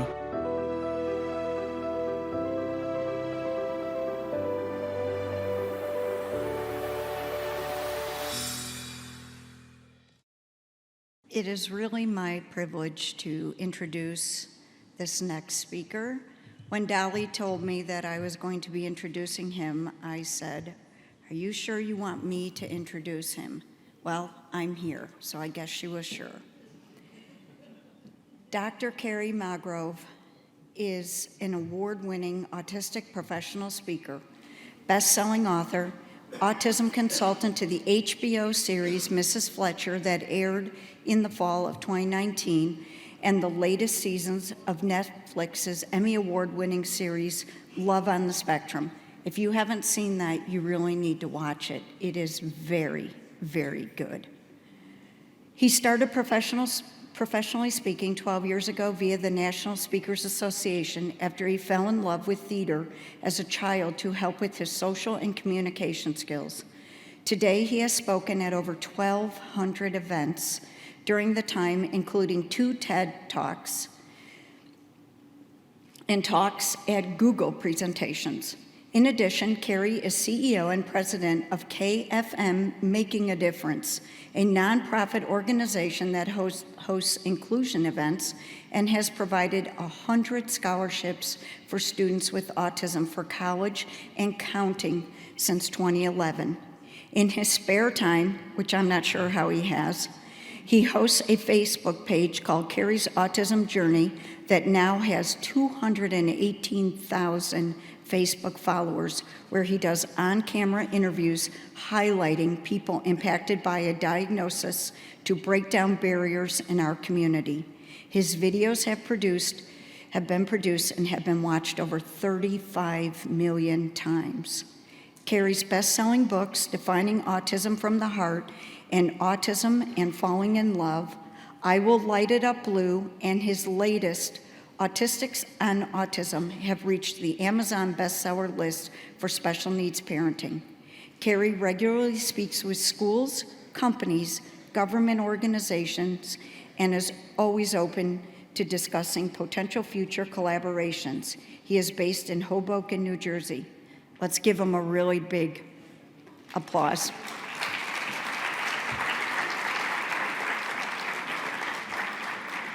He's got a video that's supposed to be starting.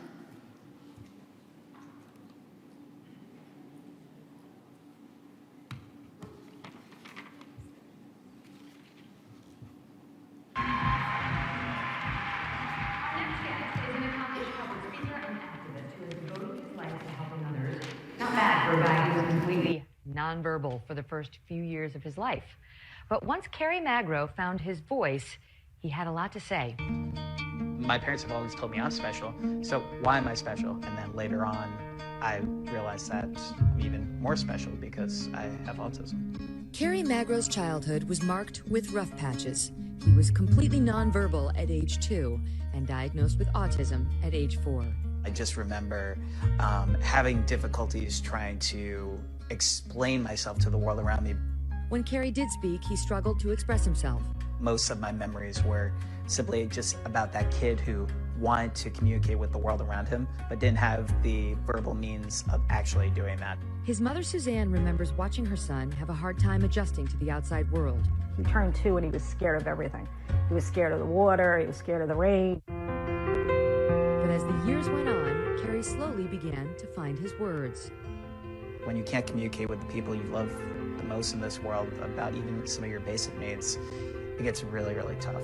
So, but luckily, once I started talking, I never stopped talking. Wow. This is a tough one today. Cindy Hsu introduces us to an autistic man who's spreading awareness and understanding throughout the world. And his latest way of educating people about autism is by making TikTok videos.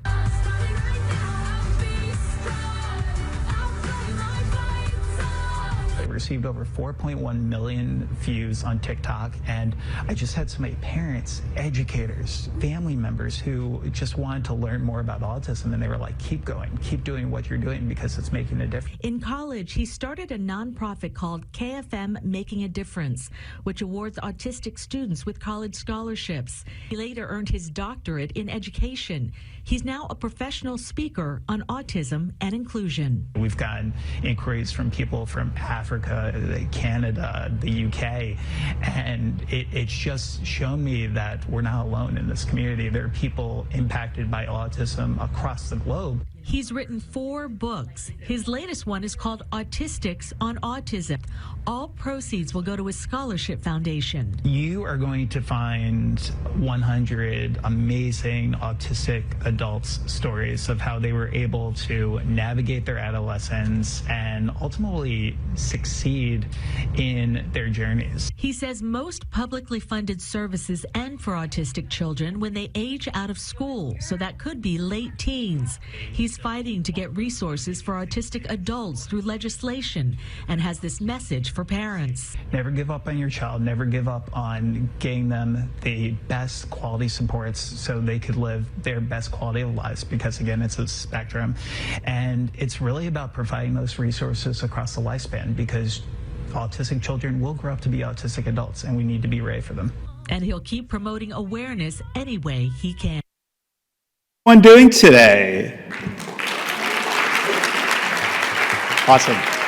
It's such a huge honor to be here with all of you speaking on a really important topic that is facing so many individuals within our community. And honestly, today, with over 70 million people worldwide having some form of autism diagnosis, it's really important that we do our utmost to do a few quick things. The first one is to realize that autism is just one word trying to describe millions of different stories. My dear friend Stuart Duncan has that comment, and when you meet people with autism, it's really important to meet them where they are in their development. Autism is a very, very wide spectrum. The last time we were here in Dubai, ironically enough, was in 2016. And one of the speakers at that conference with me, his name is Dr. Stephen Shore, an internationally known public speaker who himself is autistic, says if you met one autistic person, you've met just that one autistic person. So let's keep the conversation going on meeting each individual where they are in their own development. So some housekeeping notes today. I'm an avid note taker during all these presentations. So typically I'm the guy sitting in the front row taking a photo of every single slide so I don't miss anything. So we're going to be providing you the PowerPoint slide notes from today's presentation. There will be a QR code at the end of today's presentation. You can scan that with your phone. And my dad still loves a Razr cell phone, so there will also be a link if you don't have a smartphone as well, so you don't miss any of the notes. So during my journey, I grew up with 2 laser-focused key interests. I grew up wanting to be the 6th member of the Backstreet Boys, and I also wanted to grow up to be the next Larry Bird. And with my autism diagnosis, I've always had extreme laser-focused key interests, and those were 2 of the big ones. Sports helped me with a lot of my fine motor skills growing up with autism. In addition to having autism, I also have a dual diagnosis of dysgraphia. It's really important that when we meet individuals where they are in their own development, that we look for comorbidities. So if an individual might have a dual diagnosis, we are able to diagnose that as early as possible. Early intervention truly is the key. Within those first 5 years, getting a diagnosis is really pivotal. So I took my love of sports to get a degree in sport management at Seton Hall University, where I'm based in New Jersey. Before deciding to change career paths, I realized that those individuals with disabilities make up the largest minority in the United States, and often they are one of the most underserved because, simply put, some individuals in our community have strong support needs and might not be able to advocate for themselves. So it's really important that we do our utmost to try to help one of the most underserved communities in the world today. So I decided to change career paths. I received a master's in strategic communications so I could become one of the first professionally certified speakers who is openly autistic in the United States. It's given me the opportunity to travel the globe in the past 12 years and get the opportunity to speak with so many incredible groups like your own about this topic of autism, but then also diversity, equity, and inclusion. One of our big focuses, especially in the past few years, has really been focused on corporate and really focused on helping those with autism find meaningful employment and tapping into one of the most untapped talent pools that employers should consider. So really quickly today, and again, this was a journey, I want you to imagine something really quickly. Imagine not being able to tell your loved ones that you love them. Not being able to speak in full sentences until you were 7 years old. Having sensory challenges to the point where you felt like an alien compared to other people. Being such a picky eater that any time your parents tried to introduce you to a new food, it made you cringe. This used to be my life. When I was a kid, there were so many people who told me what I would never be able to do in this life. They would also tell me that I would have a photogenic memory, that I would be really great at math, and when I turned 21, my parents would take me to Las Vegas with them, and I would win them $88,000 on the blackjack tables. Prototypically, I was considered a Rain Man diagnosis. I was considered a savant, but I was also considered somebody who had a lot of limitations in his life. So what helped get me to where I am today speaking in front of all of you was over 15 years of occupational speech and physical therapy. There's no one-size-fits-all when it comes to our autism community. One of the first movies I ever got the opportunity to consult on was a movie from Warner Brothers called Joyful Noise, starring Queen Latifah and Dolly Parton, based on one of the characters in that film having autism. And Queen Latifah's character has a great quote in that movie where she says, "When things don't fit in a nice, pretty box, you build a bigger box." And that's what we have to do for individuals in their autism community. And my mom, love her to death, she's here with me today, had the opportunity to really create a bigger box for me, and that's why I'm here today. I love you, Mom. So, thank you.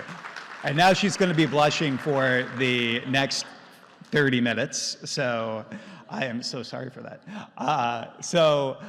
But she found what worked for me. She found that occupational speech and physical were integral, using my key interest of being the sixth member of the Backstreet Boys to find music and theater therapy as an integral way of helping me with my sensory processing challenges. Also including reward systems and token systems as a way of helping me build on my self-motivation, especially when I was initially diagnosed with autism when I was 4 years old. And then also positive reinforcement practices.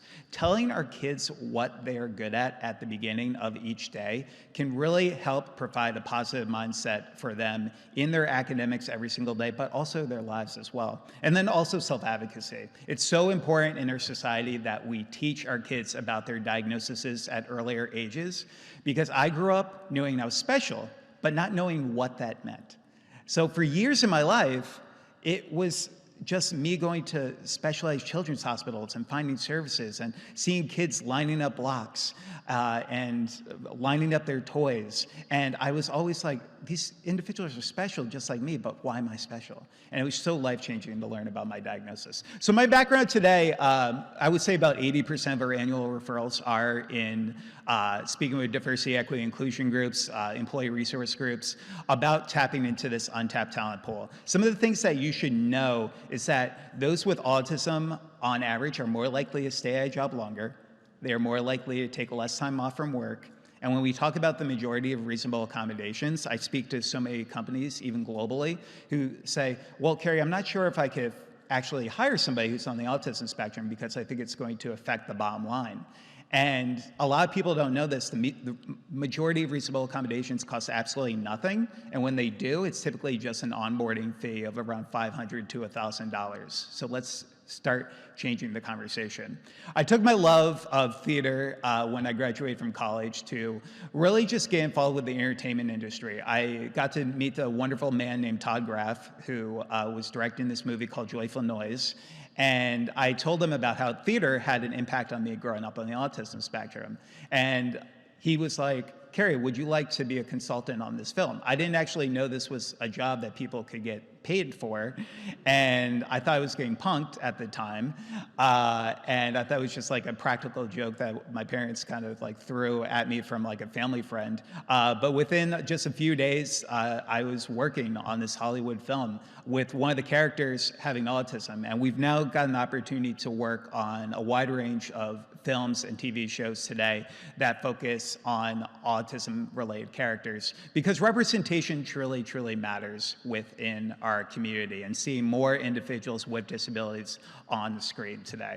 I took my love of trying to support the disability community to start a 501c3 nonprofit organization called KFM Making a Difference, where we provide not only peer mentoring for individuals with developmental disabilities from the ages of 16 to 24, but we also provide 130 scholarships for autistic students to pursue a post-secondary education in the past 9 years. And 100% of our 100 of our scholarship applicants actually wrote a chapter for our book, Autistics on Autism, where 100% of the proceeds from this book that came out last year go directly back to support our nonprofit organization.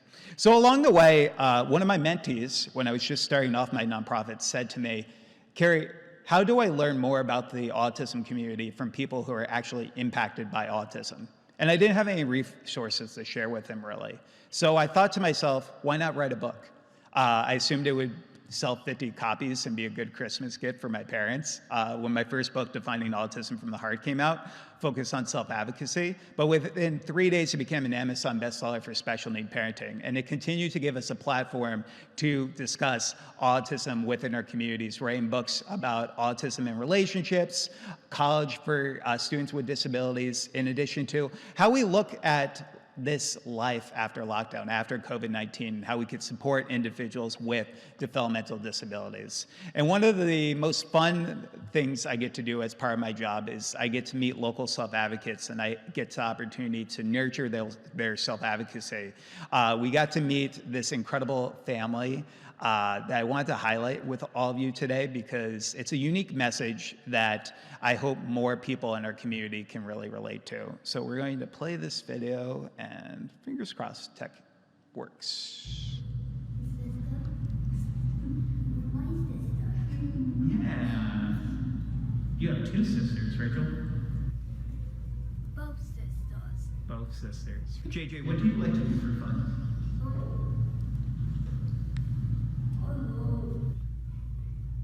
Children want movies.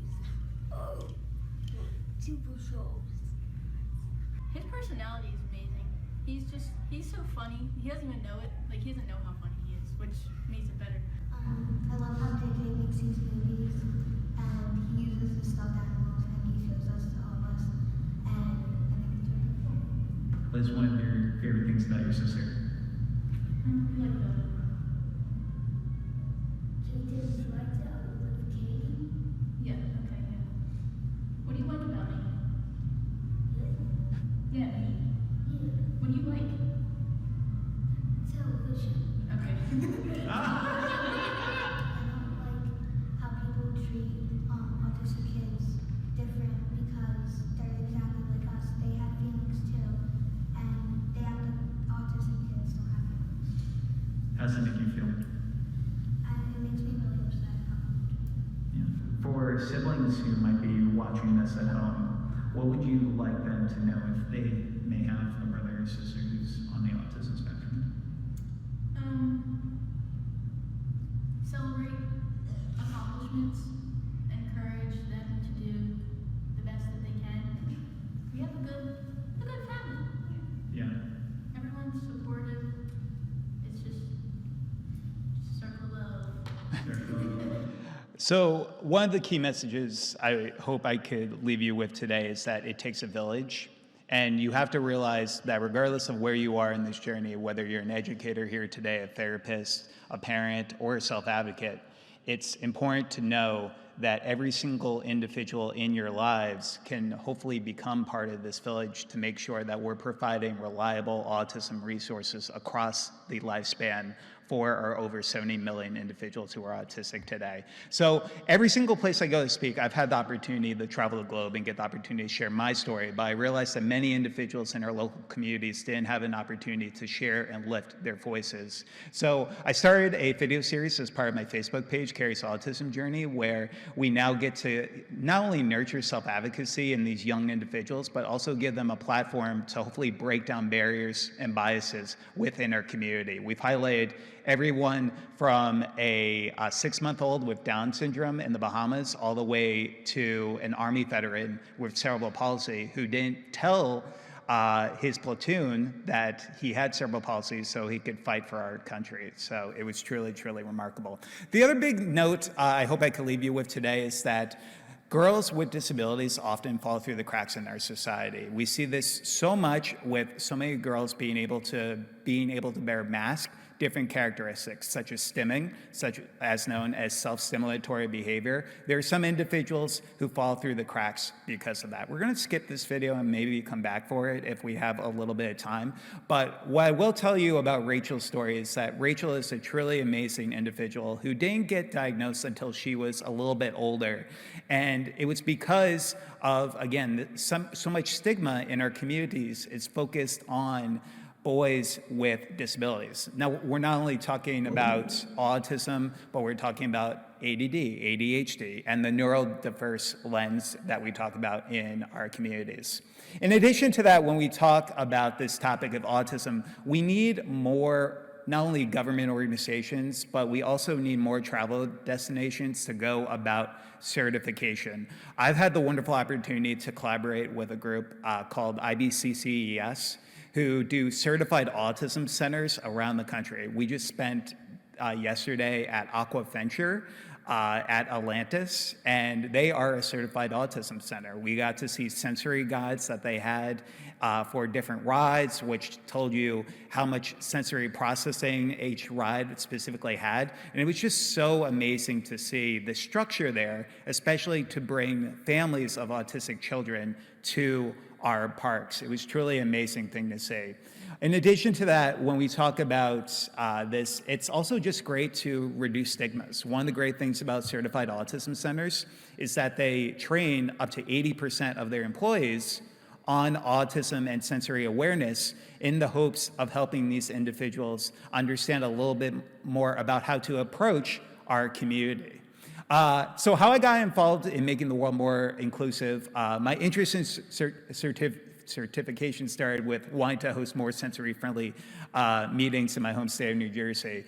For the past 10 years, I've played an autism and sensory-friendly Santa Claus, where we had the opportunity to meet children with disabilities at their level to really, truly support them, especially from a sensory processing perspective. So I decided to join a board called IBCCS based in Jacksonville, Florida in 2019 to support this community.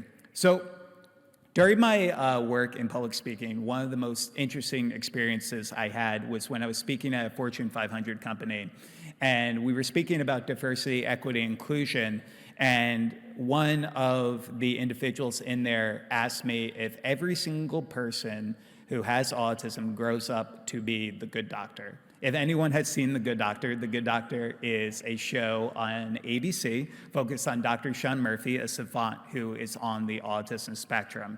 And that's why we need to make sure people realize that autism is not only in children, but there are going to be individuals in our workplaces that you meet in the future who are also going to have these diagnoses. And not every single person you meet will end up fitting in this lens of the Rain Man, good doctor stereotype.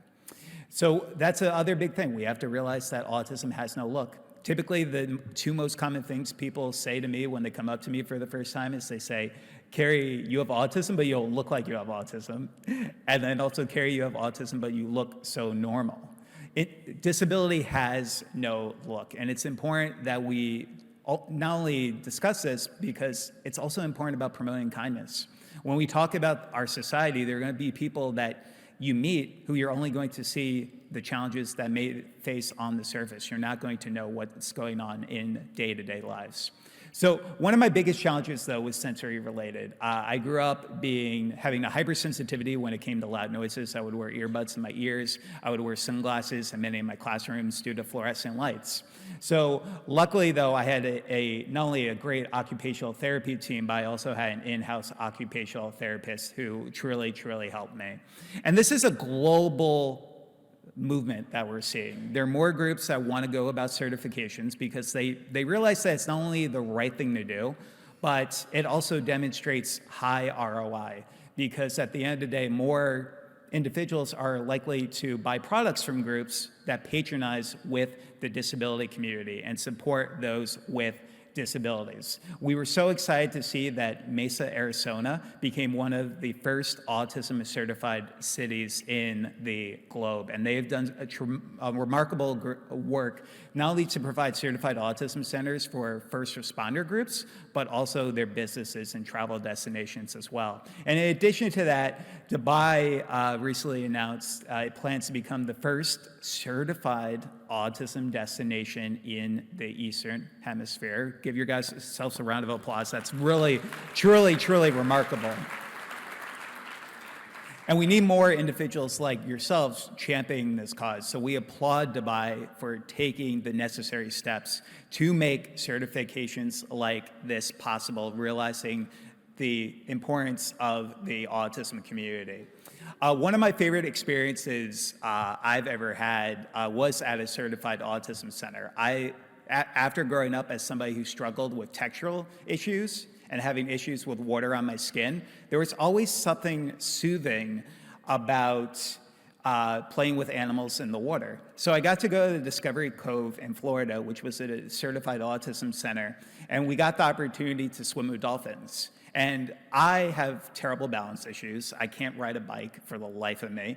And in the water that day, I was having some challenges because the land was very, very tough. I also have flat feet, so that didn't help this situation. So I was at Discovery Cove, and one of the best things that somebody did for me there was just showing me compassion. They not only showed me compassion in being able to just hold my hand while I was going in the water to swim with the dolphins, but they asked questions when they were unsure about something. I think some of the easiest things that can help our autism community are some of the things that just make the most common sense in the world. Continue to ask questions when you're uncertain about something, and then also pursuing competence. They pursued competence for me every single minute that I was there at that park. And that's truly why I love the idea of certifications in our local community.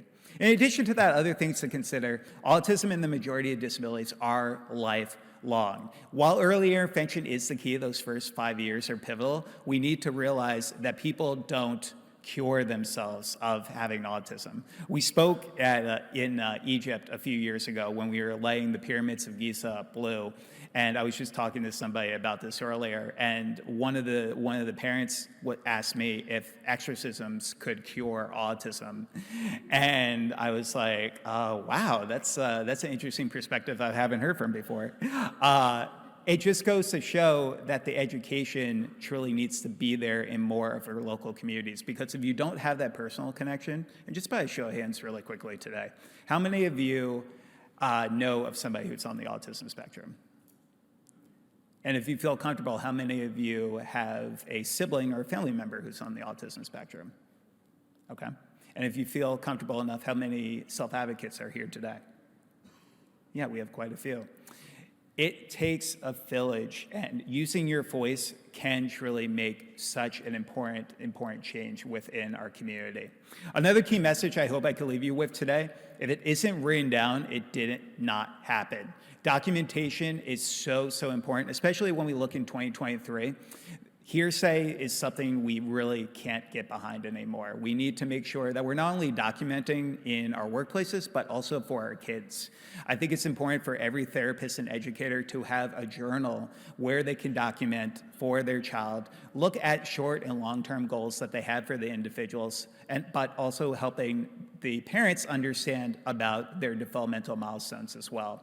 And I truly believe this message right here. I think schools should truly have a mandatory class That you get credit for, where you learn more about people with diagnoses. Imagine students getting just a little education on autism, ADHD, Down syndrome, dyslexia, cerebral palsy. It could make a huge impact on understanding and acceptance. I truly believe that in that message. And that's why many individuals in our local communities are pivoting our conversations. April is also known to many of us as Autism Awareness Month, but many individuals in our community are pivoting it to Autism Awareness and Acceptance Month, realizing that it's not enough to just be aware about autism, but how can we be inclusive? So these are some great ways that we can be inclusive in our education setting today. One of the biggest things I say is that finding an individual and understanding what type of learner they are, whether they're a visual learner, whether they're an auditory learner, or whether they're a kinetic learner, where they learn by movement and moving around. Being able to, again, meet every single individual where they are. Being concise, giving choices, also considering visual timers as a way of helping individuals with transitions. Educate on stimming and flapping. For example, I've been stimming this entire time. Every single time I've moved my hand like this is a stim. And for everyone here in this room, every single one of you stim. Whenever you've rocked back and forth in a chair during a long meeting, that's a stim. Stimming and flapping can look vastly different. Some are going to be arm movements, twirling around in circles, while some of it is just like me, just rubbing my hands and doing this every now and then. And for so many individuals, if you see that happening, don't stop the stim, especially if it's not injurious to them or people in their local community. Also, in addition to that, in our school systems, we really need to focus on the parent-teacher collaboration. But in addition to that, we also need to realize that mental health is a true priority. We need to defeat stigmas that see autism as a mental health disorder, but we do need to realize that some people with autism have mental health-related challenges and comorbidities. So connecting on people on a personal level, but also researching social emotional learning as well can be really beneficial. Also, in addition to that, consider lesson plans in your schools focused on giving individuals positive peer role models to look up to. We get the opportunity to speak in a wide range of K through 12 schools, where we get the opportunity to discuss, for example, individuals like Michael Jordan has ADD, Magic Johnson has attention deficit disorder, and my favorite on this list, Dan Aykroyd. Dan Aykroyd grew up with two laser-focused key interests. He grew up wanting to be a ghost hunter, and he grew up wanting to become a crime detective, and he took those two key passions to co-write a movie in the 1980s called, does anyone know what the movie is? Okay, sorry, karaoke with us later. We'll be outside during the lunch break. But it's so true. And years later, he would sit down with a reporter and he would say that it was because of his autism diagnosis was the reason that he was able to come out with that script. So when we look at some people with disabilities, realize that some people with disabilities are truly capable of amazing things. In addition to that, it's important to rule out SMA-associated mental health conditions as humanly possible as well. And that was something my parents did for me. Learning about my diagnosis, I didn't learn about my diagnosis until I was in a social skills class where we were playing Disability Celebrity Bingo, where we were learning about all these individuals. And I raised my hand and I asked the teacher, so teacher, you said all these people, some of the most talented and successful people in the globe are special, just like me. So why am I special? And she said I had to talk to my parents about that. So I talked to my parents about it right after school that day, and that was the first time they ever told me that I had autism. And it was life-changing. For so many years of not knowing why I was special, everything came full circle for the first time. And I started understanding why I was stimming, why I was wearing sunglasses in many of my classrooms, and everything just came to perfect sense for me. So it's important when we talk about this to have earlier conversations so when our children are in school, they can understand a little bit more about the accommodations that they may receive. Also consider having a dialogue with parents that you may know about the importance of a child's diagnosis as well. So in addition to that, what helped me is we need to emphasize that the key is communication, not speech. There's going to be individuals in our community specifically where I'm based in the United States, 40% of all autistic people are either non-speaking or nonverbal.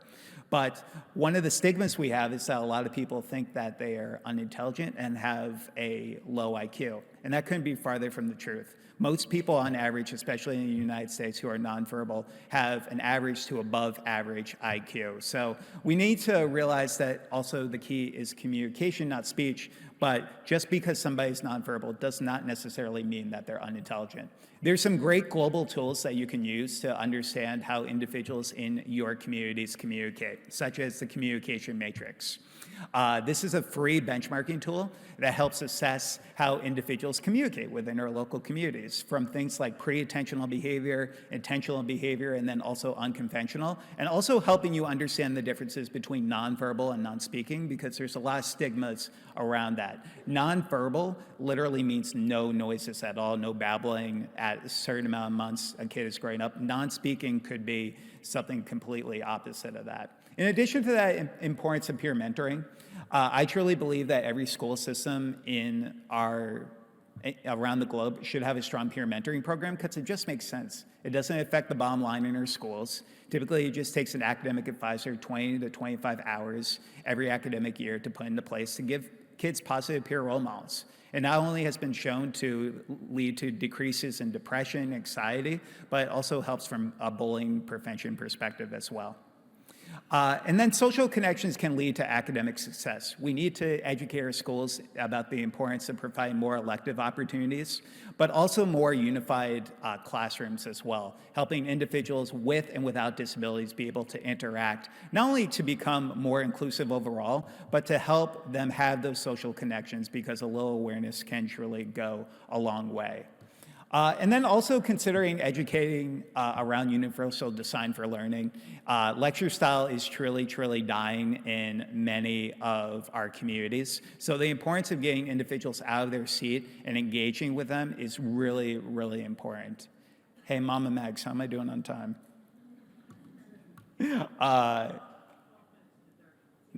Nice. See, I put her to work. Guys. Encouraging parent involvement can also be, and she'll be blushing for the next 12 minutes too. It's amazing. I love you, Mom. I love you.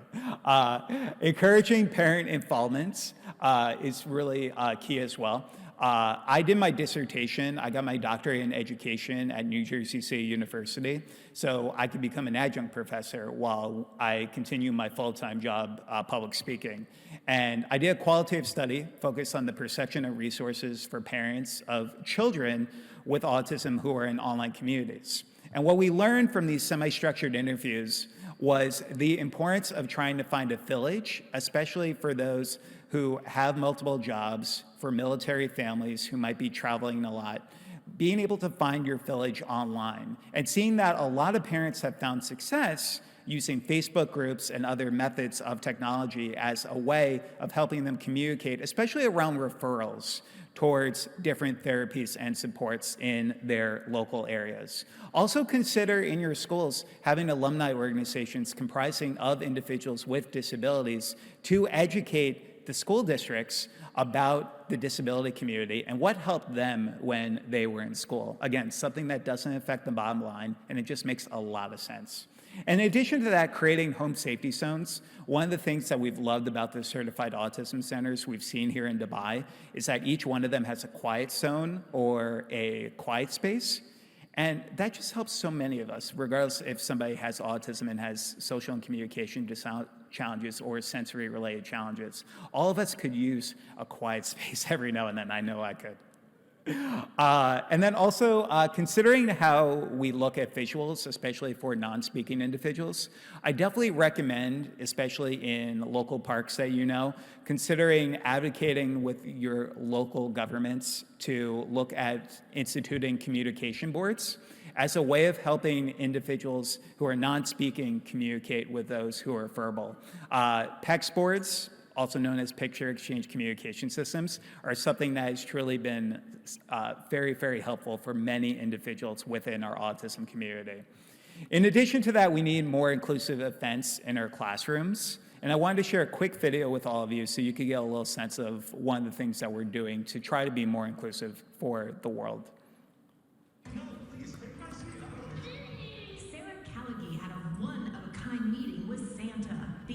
4-year-old has autism and is nonverbal. Her father brought her to this event because this Santa's helper understands the challenges of autism firsthand. Santa also has autism. It's such a special connection, special bond. The helper is actually 28-year-old Kerry Magro. Diagnosed at 4, his sensory challenges prevented him from visiting Santa as a child. He created this event so others like him don't miss out. This event is more inclusive because we dim the lights, we turn down the sound and try to help them as much as we can. Just does a great job. It just takes his time. There's no rush. Most of the elves and Mrs. Claus are occupational therapists and special education teachers. The team visited with 181 special needs families, including 4-year-old Rusty Marsh. Is this the first time you've seen Santa? Yes. Is it? Yes. And was he a nice Santa? Yes. With 1 in 68 children diagnosed with autism, Magro hopes to inspire more sensory-friendly events all year round. Autism doesn't stop in December, it doesn't stop during Christmas. Santa says, This is the best Christmas gift of all. this is the 3rd year of the event, and Magro's mom is one of those jolly elves. So the girl in the last slide that said, I want everybody to be happy, we're actually working on a children's book together right now that is going to be focused on autism and sensory-friendly Santa, where I believe most of the proceeds will go back to our scholarship program as well. So it's just important overall when we talk about these sensory-friendly inclusion events. Again, it just makes sense. It gets more people out to our public areas. It also can help build attendance, especially after COVID-19, with COVID-19 hesitancy in some of our areas. If you want to learn more about how you can create a sensory-friendly inclusive event, I would definitely recommend going to this website called paautism.org. On their website, they have a one-sheet PDF where you could learn a little bit more about the sensory considerations you could put into place to make this a reality in your local area, such as being able to turn down bright lights, turn down external noises, and the other sensory considerations as well. Also realize that bullying is such a huge epidemic across the globe. When we were here in 2016 speaking at the Autism Around the World conference, we got to work with the Dubai Autism Center. And one of the key messages that we left with them was that bullying is something that's not only in school-age children. We see a lot of bullying in the workplaces today as well. So we have to realize that this could be a lasting challenge for many in our community. I didn't have the social abilities to defend myself in many cases as somebody who didn't start speaking complete sentences till I was 7. And it's really, really important that we educate our kids on what a friend is, what a bully is, and how to go about stopping bullying, especially for our verbal students. When stopping bullying happened for me completely, I realized what bullies did. So I would role play different scenarios in my classrooms with my teachers on how to stop a bullying, where if somebody said to me, Kerry, you have autism, but you are so stupid, I would turn around and I'd be like, well, yeah, sometimes I do stupid things. Thank you so much for bringing that to my attention. And that literally would stop the bully from because when you don't give them the power over you, we have to realize that bullying simply is just that, an imbalance of power.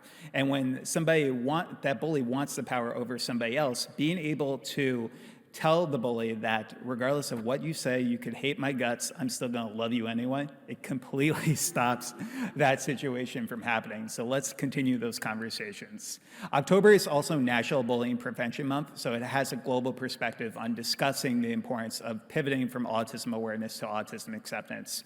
There's also going to be individuals in your community who would prefer to be called an autistic individual versus a person with autism. That's really, really important to understand. There's some individuals, especially in our autism and deaf communities, who find validation in their diagnoses. So in addition to that, when you look at things like low functioning and high functioning, it's really, really important to understand that I could speak in front of a room of 300 people like today and be considered quote unquote high functioning. But people don't see the struggles that I'm probably going to have to deal with tomorrow, recharging my batteries because of being able to speak, hearing the speakers and the loud noises going on. And during that time, I would not be considered, quote unquote, high functioning. So when you think about this, consider support needs, those who might have high support needs versus low support needs. And like so many of our speakers have already mentioned, just calling the individual by their name and explaining a little bit more about their strengths and associated challenges.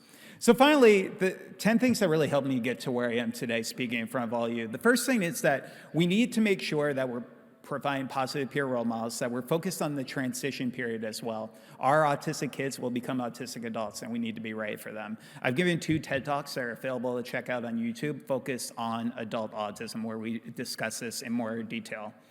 Role-playing, it just helps everyone. It helps build a structure, not only in terms of mock interviews, dating scenarios, but also helping build on social skills as well.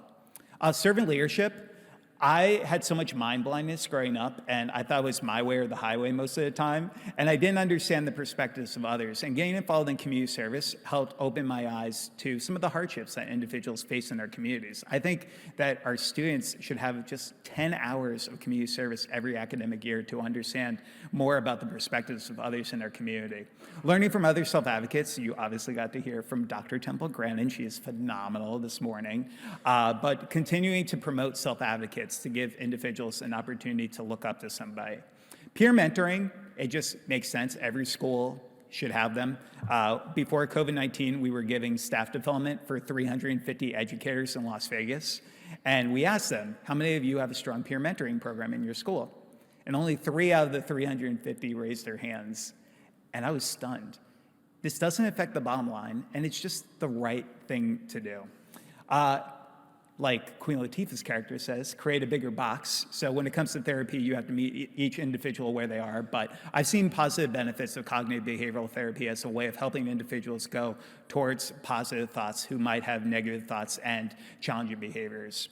Self-reflection, I think, again, documentation is key for all the educators in the room. But in addition to that, it just helps build on self-awareness for individuals, especially those who are just learning about their diagnosis. Physical activity, as we learn more about the brain, we're also realizing that just 30 minutes of walking a day has benefits on short-term and long-term retention, while also helping with positive endorphins. Also, finding support networks. ICAN is a tremendous, tremendous resource. I hope all of you go to their website after this presentation today and really gain their resources, get their ebook, because they're truly making a difference. And then also writing a blog, because your voice has true power within our community, and it's upon all of us. If I could leave you with any final message, is I hope you can be brave. I grew up being the kid who never wanted to tell anybody about my autism diagnosis because I was worried how everybody would feel when they heard that I had autism for the first time. And now today I go into the companies and they say to me, Kerry, I want to do professional development on autism, and I want to have you speak in my conferences, but I'm not brave enough to kind of talk about autism because it's such a sensitive topic. And with the numbers continuing to increase, not only where I'm from in the US, where it's 1 in 36, but globally, I want every single one of you in this room to be brave, because it's about our community and it's about supporting these individuals across the lifespan. So I like to say that autism can't define me, and I define autism. And I can only hope that regardless of any single journey that any of you have in this life, that you can go out there and you can define your lives and your journeys in the way that you best see it every single day. And if you need any help getting started in these conversations, please stay in touch. Thank you all so much for having me here today.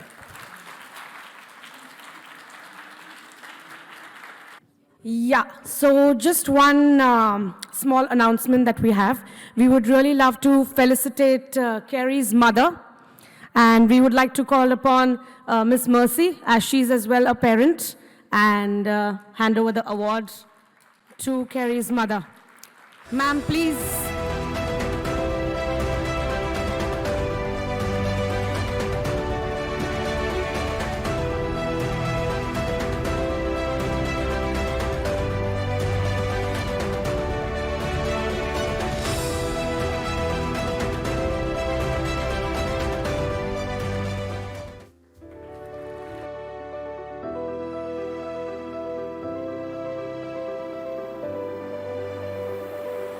Now, it's a true honor to call Dr. Nadia Al-Saig on stage. She's our chief guest. Please, all of you all, a big round of applause for ma'am. She's the founder and director general of Senses Residential and Daycare for Special Needs. We would really like to felicitate ma'am, as Senses has been the strategic partner for ICAN.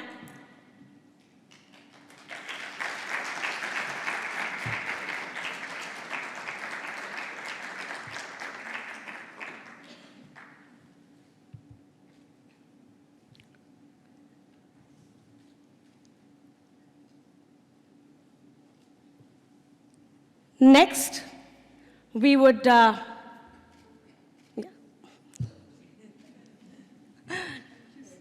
social media. Yeah.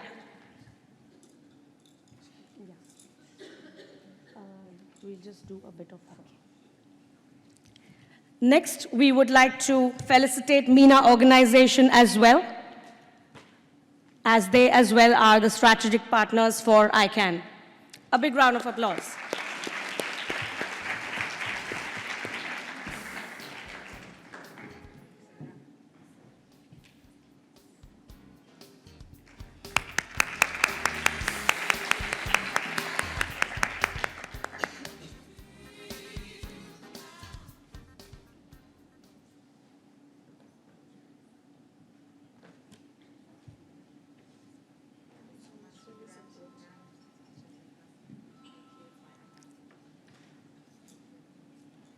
Thank you so much.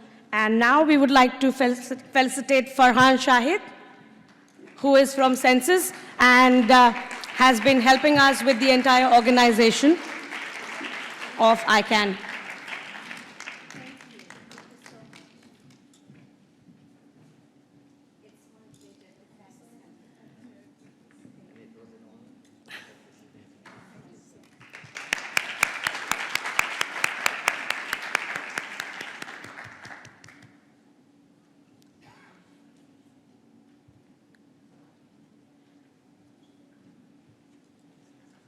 So thanks to one and all for helping us putting this show up.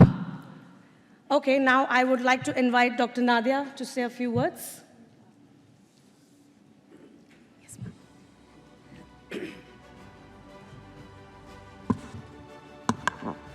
بسم الله الرحمن الرحيم والصلاة والسلام على خير الأنام محمد المصطفى وعلى آله وصحبه أجمعين.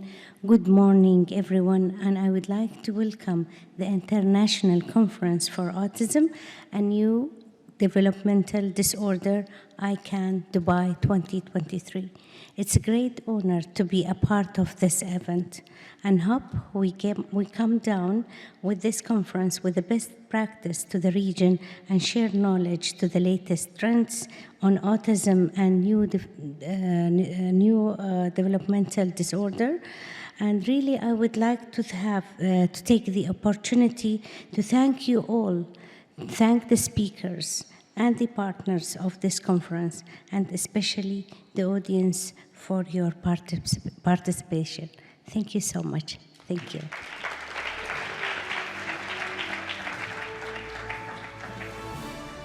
So now we will be inaugurating our book, Treatments for Autism.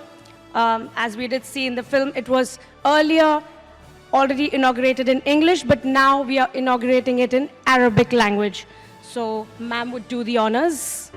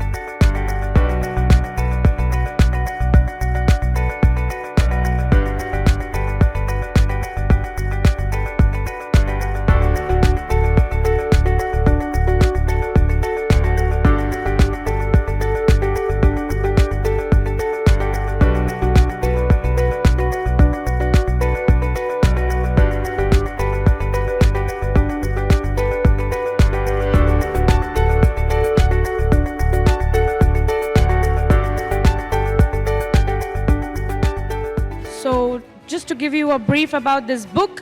This book has all the therapies, treatments, all the information about autism and all kinds of newer age treatments as well in the book. You can have a copy online on our website.